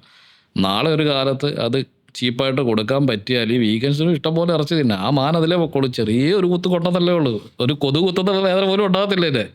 അങ്ങനെയാണെന്നുണ്ടെങ്കിൽ ഈ വീഗൻസിനും ഇഷ്ടംപോലെ ഇറച്ചി തിന്നാൻ വേണ്ടിയിട്ട്. പക്ഷേ ഈ വീഗൻസ് പറയുന്നതൊന്നും ഒരു വിധത്തിലും അക്സെപ്റ്റ് ചെയ്യാൻ വേണ്ടിയിട്ട് പറ്റുന്ന കാര്യമല്ല. കാര്യം പറയൂ, അങ്ങനെ തന്നെ, അങ്ങനെ പറയൂ. ഈ മനുഷ്യൻ തിന്നേണ്ട സാധനങ്ങളാണ് ഇതെല്ലാം. ഈ സിംഹത്തിനോട് പോയിട്ട് നാളെ മുതൽ താങ്കൾ വീഗനാകാന്ന് പറഞ്ഞാൽ അപ്പോൾ നടപടിയുള്ള കാര്യമാണ്. അതുപോലെ കരടിയെ കൊണ്ട് പറ്റുമോ? കുരങ്ങിനെ കൊണ്ട് പറ്റുമോ? കുരങ്ങിന് ചില വിഭാഗങ്ങളുണ്ട് പച്ചക്കറി മാത്രം കഴിച്ച് ജീവിക്കുന്നത്. അല്ല, പച്ചക്കറിയിൽ പ്രശ്നമുണ്ടെന്നേ. ഈ പച്ചക്കറിയെ കൊല്ലുന്നതിന് ഇവർക്കല്ല ഒരു വിഷമം ഇല്ലാത്തത്. പച്ചക്കറിക്ക് ജീവനല്ലേ? അത് തന്നെ, പച്ചക്കറിക്ക് ജീവനില്ലേ. ഈ ഒരു ഇഡ്ഡലിക്കകത്ത് 3.5 ലക്ഷം ബാക്ടീരിയസ് ഉണ്ടെന്ന് പറഞ്ഞു. ഈ ബാക്ടീരിയസ് ഫാമിലിയും പിള്ളേരും ഇവർക്ക് കൊച്ചുകളൊക്കെ ഉള്ളതല്ലേ ബാക്ടീരിയസിന്. അതുങ്ങളെ കൊല്ലുന്നതിന് ഒരു കുഴപ്പമില്ല. ഈ ഇച്ചിരി വലിപ്പമുള്ളവരെ കൊല്ലുമ്പോഴത്തേക്കാണ് ഈ പ്രശ്നം മുഴുവൻ. അതായത് കണ്ണിന് കാണുന്നതിനെ കൊല്ലാൻ പറ്റത്തില്ല, കാണാത്തതിനെ മുഴുവൻ കൊല്ലാം. ഇതാണ് ഇപ്പോൾ ഒരു തിയറി. അവരെന്നാ പറഞ്ഞെന്ന് പറഞ്ഞാൽ എനിക്ക് അതിനോട് ഒരു വിധത്തിൽ അക്സെപ്റ്റ് ചെയ്യാൻ പറ്റത്തില്ല. നമ്മളെ കൊണ്ട് പറ്റുന്ന അത്ര കാലം തെറ്റും. മറ്റേ അത് ബീഫ് ഒഴിവാക്കി പടത്തിനകത്ത് പറഞ്ഞില്ല, സ്വയരക്ഷയ്ക്കും ആഹാരത്തിനും വേണ്ടിയിട്ട് തട്ടാം, വേണമെങ്കിൽ കൊല്ലാം. മറ്റേ ഈ വെജിറ്റബിൾ ഓയിൽസ് അല്ലെങ്കിൽ മറ്റേ ഓൾ ഗ്രെയിൻ അങ്ങനെ ഒരു ട്രെൻഡും വരുന്നുണ്ട്. എന്താ ഇതിന്റെ ഒരു ബിസിനസ് ഓപ്പർച്യൂണിറ്റി കണ്ടിട്ട് ഈ പറയുന്ന ഇപ്പൊ ഗ്ലൂട്ടൻ ഫ്രീ എന്ന് പറഞ്ഞിട്ട് ഈ റാഗിയിലെ ഗ്ലൂട്ടൻ ഇല്ലാത്ത സാധനത്തിലും ഗ്ലൂട്ടൻ ഫ്രീ എന്ന് സ്റ്റിക്കർ ഒട്ടിച്ച് വെക്കുന്ന ആൾക്കാരെ പറ്റിച്ചില്ലാത്തതിൽ അതില്ല എന്നൊന്നുകൂടെ പറഞ്ഞുകൊണ്ട് ബ്രാൻഡ് ചെയ്യുന്ന പല കമ്പനികളും പല പരിപാടികളും ഉണ്ട്. ഇപ്പൊ ഈ ഹെൽത്തി ഫുഡ് എന്നുള്ള സംഭവം ഇതിങ്ങനെ ഒറ്റയടിക്ക് വിശ്വസിക്കേണ്ട കാര്യമല്ല. അതിന് മുമ്പ് ആദ്യം തീരുമാനിക്കേണ്ട വാട്ട് ഈസ് മൈ ഹെൽത്ത്, എൻ്റെ ഹെൽത്ത് കണ്ടീഷൻ എന്നാണ്. അതനുസരിച്ചാണ് എനിക്ക് വേണ്ട സാധനങ്ങൾ ഏതാണെന്ന് തീരുമാനിക്കേണ്ടത്, ഒഴിവാക്കാൻ. ഇപ്പോൾ ഒരു ന്യൂട്രീഷനിസ്റ്റ് പറയുന്നത് കോമൺലി ഉള്ള കാര്യമായിരിക്കും. 1,00,000 മനുഷ്യരെ എടുത്താൽ അതിനകത്ത് ഒരു 90% ആളുകൾക്ക് പറ്റുന്ന രീതിയിലായിരിക്കും പറ്റുന്നത്. എന്നാൽ ഒരു 10% ആളുകൾ ഈ ന്യൂട്രീഷനിസ്റ്റ് പറയുന്നത് കഴിച്ചാൽ മരിച്ചു പോകുന്നവരുണ്ടാകും. അതായത് ചിലരിരുന്ന് വെച്ച് കിട്ടുന്നതാണ്, നിങ്ങൾക്ക് മുട്ടയുടെ ഉണ്ണി കഴിച്ചാൽ ഒന്നും സംഭവിക്കത്തില്ല, ധൈര്യമായിട്ട് കഴിച്ചോളാം എന്നൊക്കെ റീലിൽ പറയുന്നത് കേൾക്കാം. മുട്ടയുടെ ഉണ്ണി തൊട്ട സ്പോട്ടിൽ ചത്തുപോകുന്ന ആളുകൾ വരെ ഉണ്ട്, അലർജി ഉള്ളത്. അപ്പോൾ അവരിത് കേട്ട് കഴിച്ചു കഴിഞ്ഞാൽ അവരുടെ അവസ്ഥ എന്നാകും. അതുകൊണ്ട് എൻ്റെ കണ്ടീഷൻ എന്നാന്ന് ഞാൻ മനസ്സിലാക്കി ഞാനാണ് എൻ്റെ ഹെൽത്തി ഫുഡ് തീരുമാനിക്കേണ്ടത്. എൻ്റെ ശരീരത്തിന് കേടുണ്ടാക്കാത്ത ഏതും എനിക്ക് ഹെൽത്തി ഫുഡാണ്. ആ ഹെൽത്തി ഫുഡ് തൗഫീക്കിന് ഹെൽത്തി ഫുഡ് ആവണമെന്ന് ഒരു നിർബന്ധവും ഇല്ല. അതുകൊണ്ട് നമ്മുടെ ബോഡി കണ്ടീഷൻ അനുസരിച്ച് കാര്യങ്ങൾ ചെയ്യാമെന്നുള്ളതാണ്.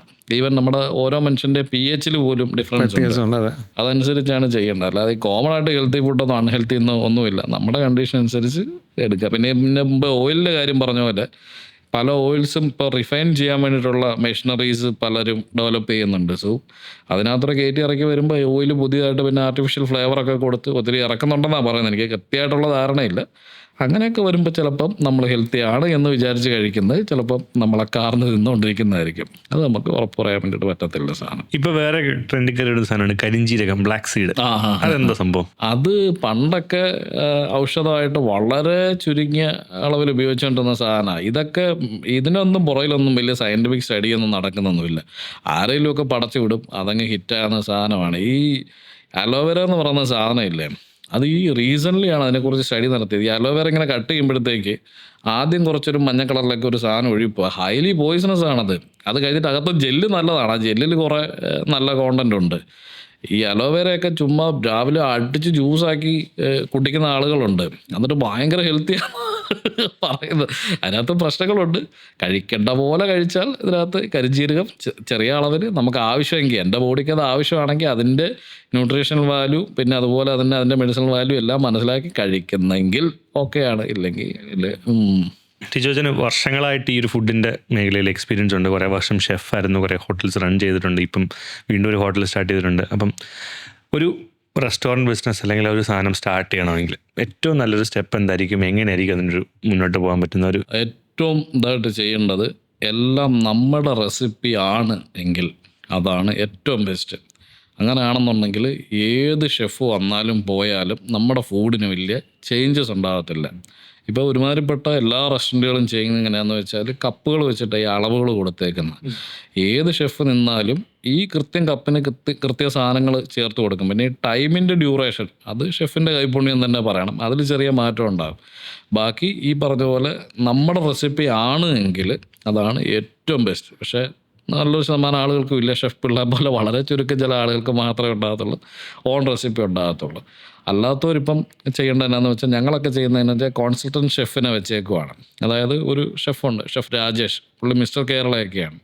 പുള്ളിയാണ് നമ്മുടെ റെസ്റ്റോറൻറ്റ് റണ്ണാക്കി തരുന്നത്. അപ്പോൾ ഈ ഷെഫ് വരുമ്പോൾ നമ്മുടെ ബിൽഡിങ്ങിൽ നോക്കിയിട്ട് അതിനുള്ള കാര്യങ്ങൾ ഏതൊക്കെയാണ് ചേരുന്നതെന്ന് നോക്കും. പിന്നെ നമ്മുടെ ഒപ്പം തന്നെ ആ ഒരു ലൊക്കേഷൻ സ്റ്റഡി ചെയ്യും, ഏത് ടൈപ്പ് ഓഫ് ഫുഡാണ് പോകുന്നത് എന്നുള്ളത് നോക്കും. അതിനുശേഷം പുള്ളി തന്നെ പുള്ളിയുടെ റെസിപ്പിയിലുള്ള സാധനങ്ങൾ അവിടെ നമുക്ക് മെനു ആയിട്ട് അടിച്ചു തരും. അതിൻ്റെ എക്സ്പെൻസ് നമ്മളെ കാണിക്കും, ഇന്ന എക്സ്പെൻസ് ആയിരിക്കും. പിന്നെ അതിനകത്ത് എക്സ്പെൻസ് കുറയ്ക്കാൻ നമ്മുടെ ക്ലോസ് ഫ്രണ്ട്സിന് ഷോപ്പ് ഉണ്ടെങ്കിൽ ആ രീതിയിൽ നമുക്ക് എടുക്കാൻ വേണ്ടിയിട്ട് പറ്റും. സ്റ്റാഫിനെ പുള്ളി അറേഞ്ച് ചെയ്യും. അങ്ങനെ എല്ലാം സെറ്റ് ചെയ്ത് തരും. അങ്ങനെ ഒരാളുണ്ടെങ്കിൽ അതും ബെസ്റ്റാണ്. പക്ഷേ അങ്ങനെ ഒരാളെ കൊണ്ട് ചെയ്യിക്കുമ്പം നാളെ ഇയാൾ വിഡ്രോ ആയാലും റൺ ചെയ്യാനുള്ളൊരു കപ്പാസിറ്റി ഉള്ള ആളായിരിക്കണം. അല്ലെങ്കിൽ വഴി നടുക്ക് ഇങ്ങനെ കൈ വിരിച്ച് നിൽക്കത്തേ ഉള്ളൂ. വളരെ സിമ്പിളാണ്. ഒന്ന് ഒരു മനുഷ്യത്വമൊക്കെ ഉണ്ടായിരിക്കണം. കൊടുക്കുന്നത് ഫുഡാണ്, റിസ്ക്കാണ് എന്നുള്ളതും പിന്നെ നല്ലതേ കൊടുക്കാൻ പാടുള്ളൂ എന്നുള്ളൊരു മനസാക്ഷിയൊക്കെ ഉണ്ടാകും. നന്നായിട്ട് റെസ്റ്റോറൻറ്റ് നടത്താൻ വേണ്ടിയിട്ട് പറ്റും. ടീച്ചേഴ്സിൻ്റെ ഒരു ജേണി പറയാമോ? അതായത് ഫുഡ് ഇൻഡസ്ട്രിയിലോട്ട് വന്നത് മുതൽ ഇതുവരെയുള്ള ആ ജേർണി തുടങ്ങുവാണേ തീരെ ചെറുപ്പം തൊട്ട് തുടങ്ങണം. 10-25 വർഷം മുമ്പ് അന്നൊക്കെ പപ്പ ബിരിയാണി വാങ്ങിച്ചിട്ട് വീട്ടിൽ കൊണ്ടുവരുമ്പോഴത്തേക്ക് ഞാൻ നോക്കാം വീട്ടിൽ ഒരാൾ പോലും ഇത് കഴിക്കുന്നവരില്ല. ആകെ ഇത് വെട്ടി വിഴുങ്ങുന്ന ഞാൻ. എനിക്കാണ് ഇത് ഭയങ്കര ഇഷ്ടമാണ്, ഞാൻ ഭയങ്കര കാര്യമായിട്ട് കഴിക്കും. ആ സമയത്ത് വീട്ടിലുള്ള ബാക്കി പിള്ളേർ, ഞാനൊരു കൂട്ടുകുടുംബത്തിലാണ് ജനിച്ചത്. ഞാൻ വീട്ടിൽ 10-15 പിള്ളേരുണ്ട് മൊത്തം. ബാക്കി എല്ലാം കൂടെ ഞാൻ കഴിക്കുമ്പോൾ വട്ടം ഇരുന്ന് കളിയാക്കുക. അപ്പോൾ ഈ ബിരിയാണിയുടെ പേരാണ് അവർക്കൊരു വലിയ പ്രശ്നം. അന്ന് ഈ ബിരിയാണി എന്ന് പറയുന്നൊരു സാധനം ഉണ്ട്. ഐ മീൻ നമ്മുടെ സ്ക്രൂവിനെ ബിരിയാണി എന്നാണ് മലയാളത്തിൽ പറയുന്നത്. ഇവൻ ബിരിയാണി ആണ് തിന്നുന്നത്, ഇവൻ്റെ വയറ്റിൽ പോയി കുത്തി കയറുമെന്നെല്ലാം പറഞ്ഞ് വട്ടം നിന്ന് കളിയാക്കും. ഇതുമല്ല നമുക്ക് വിഷയമുള്ള കാര്യമാണ്, അത്ര രുചിയുള്ള സാധനമല്ല, അവൾ വെച്ച് കീച്ചും. അതുപോലെ ഒരു കുറച്ചുകൂടെ വളർന്നപ്പോഴത്തേക്ക് കല്യാണത്തിനൊക്കെ ചെന്നപ്പോൾ അവിടെയും ബിരിയാണി വിളമ്പുന്നു, ഒരു സൈഡിൽ ചോറ് വിളമ്പുന്നു. നാട്ടിലുള്ള എല്ലാ പിള്ളേരും ചോറ് തിന്നാൻ പോകുന്നത്, ഞാൻ ബിരിയാണി തിന്നാൻ പോകുന്നത്. അപ്പം എനിക്ക് അന്നേ ഫുഡിനോടുള്ള ക്രേസ് ചെറുപ്പത്തിൽ ഡെവലപ്പ് ആയതാണ്. അതിനുശേഷം ചെന്നൈ ചെന്നു. എൻ്റെ ഒരു ഫ്രണ്ടിൻ്റെ റെസ്റ്റോറൻറ്റ്സാണ്. ഞങ്ങൾ രണ്ടുപേരൂടെ ചേർന്ന് വളരെ ചുരുങ്ങിയ സമയം കൊണ്ട് 5-6 ഹോട്ടലിലേക്ക് പടപടപടേന്ന് റെസ്റ്റോറൻറ്റ്സ് വളർന്ന് സെറ്റായി. ചെന്നൈയിലെ കാര്യം ഞാൻ ഇടയ്ക്ക് കേട്ടിട്ടുണ്ട്. അവിടെ ഒത്തിരി സെലിബ്രിറ്റീസൊക്കെ വന്നു പോകുന്ന കഥയും. രാമചന്ദ്ര മെഡിക്കൽ കോളേജിനകത്ത് പാർട്ണർഷിപ്പിലൊരു കഫേ ഉണ്ടായിരുന്നു. നമുക്ക് സത്യ എന്ന് പറയുന്ന ഒരാളുമായിട്ട് ചേർന്നിട്ടുണ്ടായിരുന്നതാണ്. അപ്പം അവിടെ തന്നെ നമുക്ക് സ്പോർട്സ് മെഡിസിനകത്തും ഒരു കഫേ ഉണ്ട്. ഈ സ്പോർട്സ് മെഡിസിനകത്ത് ധോണി, യുവരാജ് സിംഗ്, അങ്ങനെ കുറേ ആളുകൾ നമ്മുടെ ഫുഡ് കഴിച്ചിട്ടുണ്ട്. അപ്പോൾ അവിടെ നമ്മുടെ ഒരു പയ്യനുണ്ടായിരുന്നു സ്വാമി എന്ന് പറഞ്ഞിട്ട്. ധോണിയൊക്കെ അവനെ പേര് വിളിച്ചിട്ട് അവരുടെ ഈ സ്വാമി റെഡിയാകും ചോദിച്ചിട്ട് അങ്ങനെ ധോണിക്കൊക്കെ ഫുഡ് ഉണ്ടാക്കി കൊടുക്കുമായിരുന്നു അവൻ. പിന്നെ നാട്ടിൽ വന്ന് ഈ സോഷ്യൽ മീഡിയ സ്റ്റാർട്ട് ചെയ്യുമ്പോഴേ നമ്മുടെ മനസ്സിലുള്ളത്, നാട്ടിൽ വന്നപ്പം 1 രൂപ തരാൻ ആരുമില്ല, ഒരു വിധത്തിൽ നമുക്ക് ഗ്രോത്തിനുള്ള വേറെ ഒരു ചാൻസും ഇല്ല. അപ്പോൾ ഇരുന്നിങ്ങനെ ആലോചിച്ചപ്പോഴത്തേക്ക് സോഷ്യൽ മീഡിയ ഹിറ്റായി കഴിഞ്ഞാൽ ബാക്കി കാര്യങ്ങളെല്ലാം നമുക്ക് അറേഞ്ച് ചെയ്യാൻ എളുപ്പമാണ്. അങ്ങനെ സത്യം പറഞ്ഞാൽ ഫ്യൂച്ചർ രക്ഷപ്പെടാൻ വേണ്ടിയിട്ട് മനഃപൂർവ്വം കരുതിക്കൂട്ടി പ്ലാൻ ചെയ്തിട്ടാണ് ഈ സോഷ്യൽ മീഡിയ ചെയ്യുന്നത്. അത് നമ്മുടെ ഉദ്ദേശം കറക്റ്റായിട്ട് വരികയും മേളിൽ നിന്ന് ഒരാളുടെ സപ്പോർട്ട് കൂടെ ഉള്ളതുകൊണ്ട് വളരെ കൃത്യമായിട്ട് കാര്യങ്ങൾ ഡെവലപ്പായി ഈ ഒരു അവസ്ഥയിലേക്ക് വന്നു. പിന്നെ ഇവിടെ കൊണ്ടൊന്നും നമ്മൾ നിർത്താൻ ഉദ്ദേശിച്ചില്ല. ഇനി അടുത്തടുത്ത ലെവലിലേക്ക് പോകണം. ഒത്തിരി വലിയ പ്ലാൻസാണ് കിടക്കുന്നത്. ചായ അത് മലയാളിക്ക് ഒരു വികാരമാണ്. മലയാളി എന്നല്ല, എല്ലാവർക്കും മൊത്തം. എനിക്ക് ചായ ഭയങ്കര ഇഷ്ടമുള്ളത്. അപ്പോൾ ഞാൻ ഈ ഇടയ്ക്ക് ഗുജറാത്തിൽ പോയപ്പോൾ അവിടെ രാജ്വാടി ചായ എന്ന് പറഞ്ഞൊരു ചായ, എൻ്റെ മോനെ ഇത്രയും അടിപൊളി ചായ എൻ്റെ ജീവിതത്തിൽ കുടിച്ചിട്ടില്ല. ഞാൻ വീട്ടിൽ വന്നൊന്ന് അറ്റംപ്റ്റ് ചെയ്തു, ആടപടലം മൂഞ്ചി. അപ്പോൾ ഇത്രയും എക്സ്പീരിയൻസ് ഉള്ള ഒരാൾ ഒരു നല്ല ചായ ഇടുന്നത് എങ്ങനെയാണ്? റെസ്റ്റോറൻറ്റിലെ പോലെ നമുക്ക് ഇടാൻ പറ്റത്തില്ല. അവിടെ സമോവറിലാണ് ചായ ഇടുന്നത്. വീട്ടിൽ നമ്മളൊരു ഇത് വെക്കുക, മറ്റേ പാൻ വെക്കുക, അതിനകത്തേക്ക് ആദ്യം പാലൊഴിക്കരുത്. എല്ലാവരും ചെയ്ത് ആദ്യം പാലൊഴിച്ചിട്ട് പിന്നെ വെള്ളം ഒഴിക്കുക ചെയ്യുന്നത്. ആദ്യം വെള്ളം ഒഴിച്ച് നന്നായിട്ട് തിളപ്പിച്ചതിന് ശേഷം അതിനകത്തേക്ക് പാലൊഴിക്കണം. പാല് തിളച്ച് കഴിയുമ്പോഴത്തേക്ക് എൻ്റെ വ്യക്തിപരമായിട്ടുള്ള അഭിപ്രായമാണ് ആദ്യം പഞ്ചസാര ചേർക്കുക അതിനകത്ത്. എന്നാലും ഇതിനകത്തൊരു ചെറിയ കാരമൽ ഫോം ആവും. അതൊരു പ്രത്യേക രുചി, അതെല്ലാവർക്കും ഇഷ്ടപ്പെടണമെന്നില്ല. അതിനുശേഷം നമ്മൾ ഇതിടുക, തേയിലപ്പൊടി ഇടുക, ശേഷം വടിച്ചെടുക്കണം. പിന്നെ ഈ അമ്മമാരുണ്ടാക്കുന്ന ചായ പലപ്പോഴും ഒരു തിക്നെസ് ഫീൽ ചെയ്യുന്ന ഈ അടിക്കുമ്പോൾ എന്നാ സംഭവിക്കുന്നതെന്നറിയോ? ഈ എയർ ബബിൾസ് ഉണ്ടല്ലോ, വളരെ ചെറുത്, അത് ഈ ചായക്ക് മേളിൽ കിടക്കുന്നപ്പോൾ അതേക്കുറിച്ചല്ല ഞാൻ പറയുന്നത്. ഈ ചായക്കകം മുഴുവൻ, ഈ വാട്ടറിനകത്ത് മുഴുവൻ എയർ ബബിൾസ് വന്നങ്ങ് നിറയും. അന്നേരം ഈ ചായ കുറച്ചുകൂടെ സോഫ്റ്റ് ആവുക ചെയ്യുന്നത്. മറ്റേതിങ്ങനെ തിക്ക് ഓയിലി ഫീലാണ്, ഇത് വാട്ടറി ഫീലാണ് വരുന്നത്. അപ്പോൾ ഈ അടി മസ്റ്റാണ്. അത് എത്ര ഹൈറ്റിൽ അടിക്കാവോ അത്ര ഇതിൽ ചായ അടിച്ചെടുത്ത് കഴിഞ്ഞാൽ ഒരു പഴംപൊരിയൊക്കെ കൂട്ടി വൈകുന്നേരം കഴിക്കണം. മഴ കൂടെ ഉണ്ട്, അടിപൊളി. ഇത്രയും വർഷത്തിനിടയ്ക്ക് ഒരുപാട് സ്ഥലങ്ങളിൽ പോയിട്ടുണ്ട്, ഒരുപാട് വെറൈറ്റീസ് ഓഫ് ഫുഡ് കഴിച്ചിട്ടുണ്ട്. പക്ഷേ ഏറ്റവും ഇഷ്ടപ്പെട്ട അല്ലെങ്കിൽ ഏറ്റവും കഴിക്കാൻ ആഗ്രഹമുള്ള കൊതിയുള്ളൊരു ഭക്ഷണം ഏതായിരിക്കും? അതായത് ഈ നമ്മൾ ഫുഡ് കഴിക്കുമ്പം ഈ നാക്ക് കെട്ടൊക്കെ ഇങ്ങനെ വിറയ്ക്കുന്നൊരു സാധനമുണ്ട്. അത് വീട്ടിൽ തന്നെ ഞാൻ ഉണ്ടാക്കുന്നത്. എന്ന് വെച്ചാൽ നമ്മുടെ ഈ വെള്ളക്കാന്താരി എന്ന് പറയുന്ന സാധനമുണ്ട്. ഉണ്ടായി വരുമ്പോൾ കാന്താരി വെളുത്തിരിക്കും, പിന്നെ അത് മഞ്ഞയാവും, പിന്നെ അത് റെഡാവും. ഈ കാന്താരി പറിച്ചിട്ട് നമ്മളൊരു ഇതിനകത്തോട്ട് ഇടും, ഒരു മറ്റേ കല്ലിൻ്റെ ഇടിക്കുന്ന സാധനം ഉണ്ടല്ലോ, അതിനകത്തേക്ക് കുറച്ച് കാന്താരി പറിച്ചിടും, അതിനകത്തേക്ക് കുറച്ച് കല്ലുപ്പിടും, അതിനകത്തേക്ക് കറിവേപ്പിലയും കൂടെ ഇടും. എന്താ വെച്ചാൽ ഈ സാധനം അങ്ങോട്ട് ഇടിക്കും, ഇടിച്ച് അതൊന്ന് സെറ്റായി കഴിയുമ്പോഴത്തേക്ക് അതിനകത്ത് വാളംപുളി കൂടെ ഇടും. അതങ്ങോട്ട് ഇടിച്ച് വെച്ച് ചോറ് കൂട്ടി കഴിക്കുമ്പോഴല്ലോ ഈ നാക്ക് ഇങ്ങനെ വിറയ്ക്കും ഈ സാധനം. അത് വേറെ ഒന്നും ചേർത്തിട്ട് കുളമാക്കരുത്, ഇത്ര മാത്രം ചേർത്ത് എഴുതാം. ഞാൻ ചില സമയത്ത് ഈ പല ഫുഡുകൾ കഴിച്ച് ഒരു ഡം ഫീലിരിക്കുന്ന സമയത്ത് ഇതങ്ങ് കഴിക്കുമ്പോൾ നാക്കിൻ്റെ ഒരു ഫീൽ ഉണ്ടാകും, വേറെ ലെവലാണ്. ബേസിക്കലി ഒരു ചമ്മന്തിയാണല്ലേ? ചമ്മന്തി. ബിരിയാണി ഏറ്റവും ഇഷ്ടമുള്ള ഏതാ? ബിരിയാണി എനിക്ക് ഏറ്റവും ഇഷ്ടപ്പെട്ടത് ഒട്ടക ബിരിയാണിയാണ്. വേറെ ലെവല് സാധനം. ഒരു തവണ ഞങ്ങൾ ദുബായി പോയ സമയത്ത് അവിടെ ഒരു ജോസേട്ടനുണ്ട്. പുള്ളി എന്നോട് പറഞ്ഞു, നിങ്ങളിങ്ങനെ വന്നാൽ മതി, ഞാൻ എല്ലാ സാധനം കൊണ്ടുവന്നേക്കാന്ന് പറഞ്ഞു. ഷൂട്ട് ചെയ്യാൻ വേണ്ടിയിട്ട്, കുക്കിംഗ് ഷൂട്ട് ചെയ്യാൻ വേണ്ടിയിട്ടാണ്. ഈ സ്ഥലമെന്ന് പറയുന്നത് ഒരു വെൽഡർനെസ് ഏരിയ ആണ്. അതായത് അതിൻ്റെ അടുത്തൊരു ഫാം ഉണ്ടെന്ന് ഒഴികെ മരുഭൂമി പോലത്തെ ഒരു സ്ഥലം. അത്യാവശ്യം പച്ചപ്പുണ്ട്, ബട്ട് അവിടെ എങ്ങും ആരും ഇല്ലാത്തൊരു സ്ഥലം. അവിടെ ചെന്ന് ഞങ്ങൾ എന്നപ്പോഴത്തേക്ക് പുള്ളി ഒരു കാറയിൽ പുള്ളി 2-3 കൂട്ടുകാരും കൂടെ വന്ന് എന്നിട്ട് കുക്ക് ചെയ്ത് തുടങ്ങി കഴിഞ്ഞപ്പോഴത്തേക്ക് ഇതിനകത്ത് ഒരുമാതിരിപ്പെട്ട സാധനങ്ങളൊന്നും തന്നെ ഇല്ല. ഒട്ടക ഇറച്ചിയുണ്ട്, അരിയുണ്ട്, നെയ്യ് കൊണ്ടുവന്നിട്ടില്ല, കുക്കർ കൊണ്ടുവന്ന് കുക്കറിൻ്റെ അടപ്പ് കൊണ്ടുവന്നില്ല, അങ്ങനെ മൊത്തം പ്രശ്നങ്ങൾ. അപ്പോൾ ഇത് എങ്ങനെ ഉണ്ടാക്കിയാലും ഇത് കുളം കുത്തി പോകുമെന്നുള്ള കാര്യം എനിക്ക് ഉറപ്പായി. പക്ഷേ എന്നാലും ഞങ്ങൾ ഈ കുക്കറിന് അടപ്പില്ലെങ്കിൽ അവിടെ നിന്ന് ഈ ഫാമിൻ്റെ മുള്ളുവേലി കട്ട് ചെയ്തെടുത്ത് വേറെ 2 പാത്രം വെച്ച് വട്ടമൊക്കെ കെട്ടി ഒരു ഇത് സെറ്റ് ചെയ്ത് അത് വേവിച്ച് അതിന് ശേഷം ഞങ്ങളിതെല്ലാം കൂടെ മിക്സ് ചെയ്യാൻ വേണ്ടിയിട്ട് ലാസ്റ്റ് ദം കെട്ടണമല്ലോ. ദം കെട്ടാൻ നോക്കിയപ്പോഴത്തേക്ക് നെയ്യില്ല. എന്തൊക്കെയാണെന്ന് വെച്ചാൽ ഈ കറി ഇങ്ങനെ ചായച്ച് പിടിച്ചിട്ട് അതിൻ്റെ മേളിലത്തെ എണ്ണ ഇങ്ങനെ കോരിച്ച് അടിയിൽ ഒഴിച്ചേച്ച് അതിനകത്തോട്ട് ഈ ഒട്ടക ഇറച്ചി ഇട്ടേച്ച് റൈസും ഒക്കെ ഇട്ടേച്ച് സംഭവം കുക്ക് ചെയ്ത് ഇതെന്തായാലും കഴിക്കാൻ കൊള്ളാം. വന്നിരിക്കുന്ന ആളുകളോട് മുഴുവൻ പറഞ്ഞ് പണി ലൈറ്റാ പാളിയിട്ട് നിൽക്കുക. എൻ്റെ ഒറ്റയ്ക്കാണെങ്കിൽ ഞാൻ കൊള്ളത്തില്ല എന്ന് പറയുന്നത് ജോസേട്ടനോടെ ഉണ്ട്. അതുകൊണ്ട് എല്ലാവരും നല്ല എക്സ്പ്രഷനൊക്കെ മുഖത്ത് കൊടുത്തേക്കണം അതൊക്കെ പറഞ്ഞ്. പക്ഷെ ഒരു ശകലം എടുത്ത് കഴിച്ചപ്പോൾ എല്ലാവരും വാവെന്ന് വെച്ചു. അതായത് ഇപ്പോഴും എനിക്ക് അതിൻ്റെ റെസിപ്പി എന്നൊക്കെ ചെയ്തത് അറിയത്തില്ല, പക്ഷെ ലൈഫിൽ കഴിച്ച ഏറ്റവും ബെസ്റ്റ് ബിരിയാണി ആ സാധനമായിരുന്നു. സാധനം. പിന്നെ വേറെ സാധനം പറഞ്ഞുതരാം. അതായത് മട്ടൺ എനിക്ക് ഒട്ടുമേ താല്പര്യമില്ലാത്ത സാധനമായിരുന്നു, പക്ഷെ ഇപ്പം ഞാൻ അഡിക്റ്റഡ് മട്ടൺ ഫാനാണ്. ദുബായി പോയ സമയത്ത് അവിടെ ആനന്ദരാജൻ എന്ന് പറയുന്ന off roading, the real of roaders എന്ന് പറയുന്നൊരു ഓഫ് റോഡിങ് ക്ലബ്ബുണ്ട്. അവരോട് ഓഫ് റോഡിങ് പോയി കഴിഞ്ഞിട്ട് രാത്രി അവർ ഞങ്ങളൊരു ചെറിയൊരു ക്യാമ്പിംഗ് സൈറ്റിൽ കൊണ്ടുവന്നു. ഒരാളുടെ ഒരു പ്രൈവറ്റ്, സമീർ എന്ന് പറയുന്ന ഒരാളുടെ ഒരു പ്രൈവറ്റ് ഏരിയ ആണ്. അവിടെ ചെന്നപ്പോഴത്തേക്ക് പുള്ളി ഒറിജിനൽ അഫ്ഗാനികൾ തന്നെയാണ് പുള്ളിയുടെ സ്റ്റാഫുകൾ. ഇവർ ഒരു കുക്കർ എടുത്ത് വെച്ച് അതിനകത്തേക്ക് ഈ ഡുംബാടെന്ന് പറയുന്ന ഒരാളുണ്ട്, ഈ ഫാറ്റേൾഡ് ഷീപ്പ്, ഇതിൻ്റെ ചന്തി ഇങ്ങനെ ഇവിടുത്തെ ചില അത് തന്നെ ഇവിടുത്തെ ചില ആളുകളെ പോലെ വലിയ ചന്തിയൊക്കെ ഉള്ള ആളാണ്. ഇതിൻ്റെ മീറ്റ് വെട്ടി ഇതിനകത്തോട്ട് ആദ്യം ഇടും. അതിനുശേഷം ഒരു ലെയർ സവോള ഇങ്ങനെ വട്ടം ചെത്തി അരിഞ്ഞത് ഒരു ലെയർ വെക്കും. അതിൻ്റെ മുകളിലെടുത്ത് മട്ടർ ഇടും. അങ്ങനെ ഇതിൻ്റെ മേള് വരെ നിറയ്ക്കും. ഏറ്റവും മുകളിലൊരു ശകലം മഞ്ഞളും ഇടും, ഇച്ചിരി ഉപ്പും ഇടും. വേറെ ഒരു സാധനമില്ല. ഇപ്പം ഇതിങ്ങനെ അടച്ച് കണ്ടപ്പോഴും ഞങ്ങൾ വല്ല അച്ചാറൊക്കെ കൂട്ടറായിരിക്കും, നാക്കിനൊരു തരിപ്പ് കിട്ടണമല്ലോ. അതിനുശേഷം ഈ സാധനം ലാസ്റ്റ് തുറന്നപ്പോഴത്തേക്ക് ഒരു സ്മെല്ലും എന്നാ ലെവലായിട്ടാണ്. എന്നിട്ട് ഇത് എരിവിന് വേണ്ടിയിട്ടുണ്ടായെന്ന് വെച്ചാൽ പച്ചമുളക് നമുക്ക് കൈ തരുക. ഈ പച്ചമുളക് ഇങ്ങനെ കണ്ടിക്കണം, ഈ അഫ്ഗാനി റൊട്ടിയും കൂട്ടിയിട്ട് എൻ്റെ വായി വെള്ളം വരുന്നത് ഇത് കഴിക്കണം. വേറെ ലെവല് സാധനമാണത്, അടിപൊളി. അതിനുശേഷം ഇപ്പം മട്ടൺ ഫാനാണ് ഞാൻ. ടിജോച്ചനെ സംബന്ധിച്ച് ഇതുപോലെ നമ്മളെ കൊതിപ്പിച്ച പോലെ സ്വയം കൊതി തോന്നുന്ന, കഴിക്കണം എന്ന് ആഗ്രഹം തോന്നുന്ന എന്തെങ്കിലും സാധനങ്ങളുണ്ടോ? കൊതി എന്നുള്ളതല്ല, ലൈഫിൽ ഇനി 3 ടൈപ്പ് ഓഫ് ഇറച്ചി കഴിക്കണം എന്ന് എനിക്ക് ആഗ്രഹമുണ്ട്. ഒന്ന്, ആഫ്രിക്കയിൽ പോയിട്ട് ഹിപ്പോപ്പൊട്ടാമസിൻ്റെ ഇറച്ചി കഴിക്കണം. അതിനെക്കുറിച്ച് പറയുന്നത് ഈ സാധനം ഫുൾ വൈറസ് ആണ്.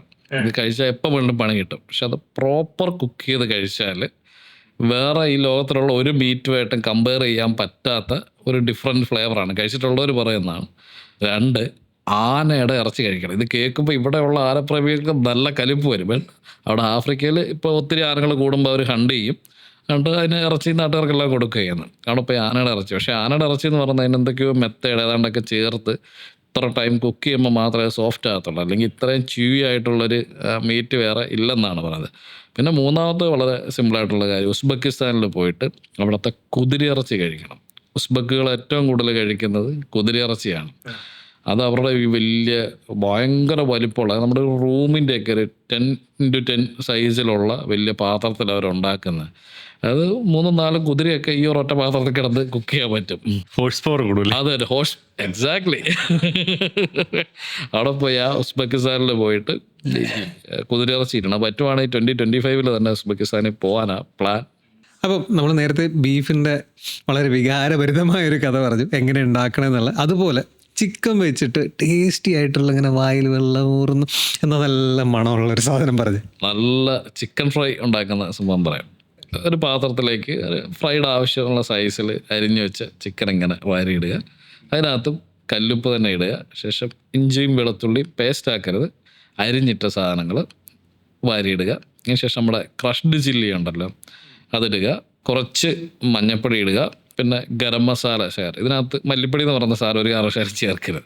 പിന്നെ കുറച്ച് നമ്മുടെ വലിയ ജീരകം ഇടുക. കുരുമുളക് പൊടി ഇടുക. എന്നിട്ട് ഇത് നന്നായിട്ട് മിക്സ് ചെയ്യുക. കൂട്ടത്തിൽ ഇളത്ത തേങ്ങയുടെ ചിരണ്ടി എടുത്ത്, ഒത്തിരി മൂത്ത തേങ്ങ ആകരുത്. മൂത്ത തേങ്ങയാണ് വറുത്ത് വരുമ്പോഴേ ഇങ്ങനെ കട്ടിയായിട്ട് കരിക്ക് ജസ്റ്റ് കഴിഞ്ഞ സ്റ്റേജിലുള്ള തേങ്ങ ചിരണ്ടിയിട്ട് അതും കൂടെ ഇട്ടേച്ച് നല്ലപോലെ മിക്സ് ചെയ്തെടുക്കുക. ഈ സാധനം നല്ല പ്യുവർ വെളിച്ചെണ്ണ. ഇത് മിക്സ് ചെയ്തിട്ട് അറ്റ്ലീസ്റ്റ് 2 hours വെക്കണം. അതിനുശേഷം നല്ല പ്യുവർ വെളിച്ചെണ്ണയിൽ വറുത്ത് കോരുമ്പോൾ ഒരു മണം വരും. പ്രത്യേകിച്ച് തേങ്ങയും കൂടെ തേങ്ങ എണ്ണയ്ക്കകത്ത് കിടന്ന് വറക്കുന്നത് നല്ല അടിപൊളി. ഇത് വറുത്ത് കോരിയിട്ട് ലാസ്റ്റ് കുറച്ച് കരിയാപ്പിലയും കൂടെ വറുത്ത് കോരി ഇതിൻ്റെ മേളിൽ കൂടെ അങ്ങോട്ട് വേറെ കഴിയുമ്പോൾ ഉണ്ടല്ലോ അല്ല ഒന്നാന്തര ചിക്കൻ ഫ്രൈ. ഇതൊന്നും ഹോട്ടലിൽ കൊടുക്കാൻ പറ്റത്തില്ല, ഭയങ്കര എക്സ്പെൻസീവ്. ഈ ഇതൊരു പ്ലേറ്റ് വിൽക്കണമെങ്കിൽ മിനിമം 300 രൂപയ്ക്ക് വിൽക്കണം. എങ്കിലും അത് ലാഭത്തിൽ കയറത്തുള്ളൂ. ഫിഷ് എനിക്ക് ഭയങ്കര ഇഷ്ടമുള്ള സാധനമാണ് ഫിഷ്. അപ്പം ടിജോജൻ്റെ അഭിപ്രായത്തിൽ ഏറ്റവും നല്ല ഫിഷ് ഏതാണ്? എല്ലാവരും പറഞ്ഞേക്കുന്ന സാധനമാണ് സാൽമൺ. ഭയങ്കര രുചിയാണ്. ഞാൻ സാൽമൺ വൈറ്റും മറ്റേ ഓറഞ്ചും ഒക്കെ കഴിച്ചിട്ടുണ്ട്.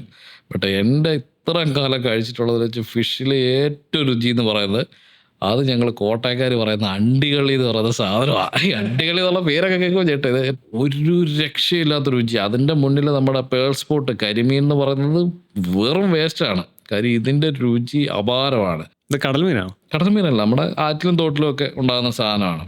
അപ്പം ഇതിനെ പിന്തള്ളിക്കൊണ്ട് കരിമീൻ ഇത്ര ഹിറ്റായ സംഭവം എങ്ങനെയാണെന്ന് വെച്ചാൽ ഈ കരിമീനെ ട്രെൻഡാക്കി എടുക്കുന്നത് കേരളത്തിലെ റിസോർട്ടുകാരാണ്. അതുപോലെ കേരള ഗോഡ്സ് ഓൺ കൺട്രി എന്നുള്ള സ്ലോഗൻ പോലും റിസോർട്ടുകാരുണ്ടാക്കിയതാണ്.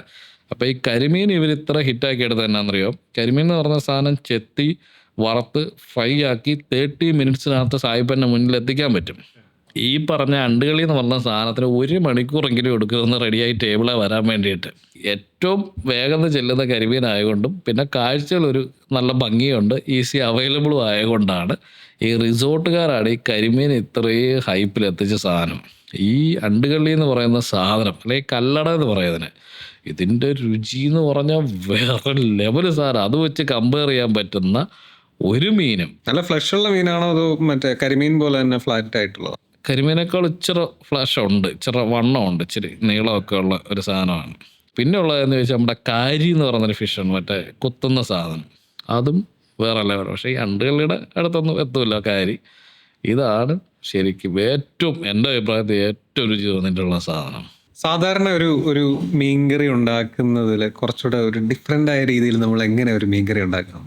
ഞാൻ ഉണ്ടാക്കുന്ന പലപ്പോഴും ഈ നമ്മുടെ തേങ്ങാ പാൽപ്പൊടി ഉണ്ടല്ലോ, തേങ്ങ അരച്ച മീൻകറിക്ക് പകരം തേങ്ങാ പാൽപ്പൊടിക്കകത്ത് ഹോട്ട് വാട്ടർ ഒഴിച്ച് അതിനെ ചാറായിട്ട് ഉപയോഗിച്ചിട്ട് മാങ്ങ ആക്കിയിട്ട് അത് ഓർക്കുമ്പോൾ എനിക്ക് നാക്കി വെള്ളം വരും ഇട്ട് നല്ല മീൻകറി വെച്ചാൽ അതെല്ലാം അപ്പത്തിലൊക്കെ ഒഴിച്ച് കഴിച്ചാൽ വേറെ ലെവലാണ്. പണിയില്ല, നിസ്സാര സമയം കൊണ്ട് നമുക്ക് ഉണ്ടാക്കിയെടുക്കാൻ പറ്റും. അതെങ്ങനെ ഉണ്ടാക്കുന്നത് പറയാമോ? അതായത് നല്ല പീസായിട്ട് മുറിച്ച് വെച്ച മീൻ ചൂര പോലത്തെ ആയിപ്പോലും വൈറ്റ് ഫ്ലഷുള്ള ഏത് മീനും നന്നായിട്ട് മുറിച്ചെടുക്കുക. അതിനകത്തേക്ക് ഉപ്പ് ചേർക്കുക, ഈ അരിഞ്ഞു വെച്ചിരിക്കുന്ന പച്ചമുളക്, കരിയാപ്പില, ഇഞ്ചി, വെളുത്തുള്ളി ഈ സാധനം ചേർത്ത് നന്നായിട്ട് എടുക്കുക. ഒരു ശകലം വെള്ളം ഒഴിച്ചേച്ച് ഈ സാധനം നന്നായിട്ട് വേവിക്കുക. വെന്ത് കഴിയുമ്പോഴത്തേക്ക് തേങ്ങാപ്പാൽപ്പൊടി ഈ കലക്കിയെടുത്ത് ചൂടുവെള്ളത്തിൽ കലക്കിയെടുത്തത് ഇതിനകത്തേക്ക് ഒഴിക്കുക. അത് ജസ്റ്റ് ഒന്ന് തിള വരുമ്പോഴേ സ്റ്റോപ്പ് ചെയ്താൽ ഇത്രേ ഉള്ളൂ. നിസ്സാര കാര്യമാണ്, പക്ഷെ ഭയങ്കര രുചിയാണ്. ഫുഡിൻ്റെ സോളിഡ് സാധനങ്ങൾ പറഞ്ഞു. ഇനി ലിക്വിഡ് സാധനങ്ങളിലേക്ക് പോയി കഴിഞ്ഞാൽ അതിൽ വീടുകളിൽ ഉണ്ടാക്കാൻ പറ്റുന്ന ജ്യൂസ് ഒഴിച്ചാൽ കുറച്ചുകൂടെ ട്രെൻഡിങ് ആയിട്ട് ആൾക്കാർക്ക് വികാരം ഉണ്ടാക്കുന്ന ഒരു സാധനമാണ് വൈൻ. യെസ്, വൈൻ നിങ്ങൾ 23 ദിവസം കൊണ്ട് ഉണ്ടാക്കിയാലും ശരി, 5 വർഷം കൊണ്ട് ഉണ്ടാക്കിയാലും ശരി, ഒരു ജവാൻ്റെ ഒരു ഗ്ലാസ്സിനൊപ്പം വൈൻ വരണമെന്നുണ്ടെങ്കിൽ ഒരു 3 കുപ്പി വൈൻ അടിച്ചാലേ ഉള്ളൂ ഇതിൻ്റെ ഒരു ഒറ്റ ഗ്ലാസിൻ്റെ എഫക്റ്റ് കിട്ടത്തുള്ളൂ. അതുകൊണ്ട് വെറുതെ ആ വൈൻ്റെ ആൽക്കഹോൾ എന്നുള്ള സംഭവമൊക്കെ വിട്ടേര്. അതിന് പകരം നോർമലി ഒരു ജാറെടുത്ത് വെക്കുക, അതിനകത്ത് കഴുകിയ ഗ്രേപ്സ് അതിനകത്തിട്ട് ഇടുക, അതിനകത്തിട്ട് തന്നെ കുറച്ച് പഞ്ചസാരയും കൂടെ ഇട്ടേച്ച് ക്രഷ് ചെയ്യുക. നല്ലപോലെ ക്രഷ് ചെയ്തതിന് ശേഷം ഈസ്റ്റ് ഒരു തരി, അതായത് ഈസ്റ്റ് ഇടണ്ടെന്ന് കുറേ ആളുകൾ പറയും, ബട്ട് നമ്മുടെ ഈ സൗത്ത് ഇന്ത്യൻ ഹ്യൂമിഡിറ്റിയിൽ ഈസ്റ്റ് ഇല്ലെങ്കിൽ ഈ സാധനത്തിനകത്ത് ഒത്തിരി ബാക്ടീരിയസ് ആവശ്യമില്ലാത്ത കയറി ഫോം ആവും. അപ്പോൾ ഇവിടെ ഈസ്റ്റ് വേണം. ഒത്തിരി പേര് തർക്കിക്കും, എന്നാൽ ഇവിടുത്തെ ക്ലൈമറ്റ് വെച്ചിട്ടാണ് ഞാൻ പറയുന്നത്.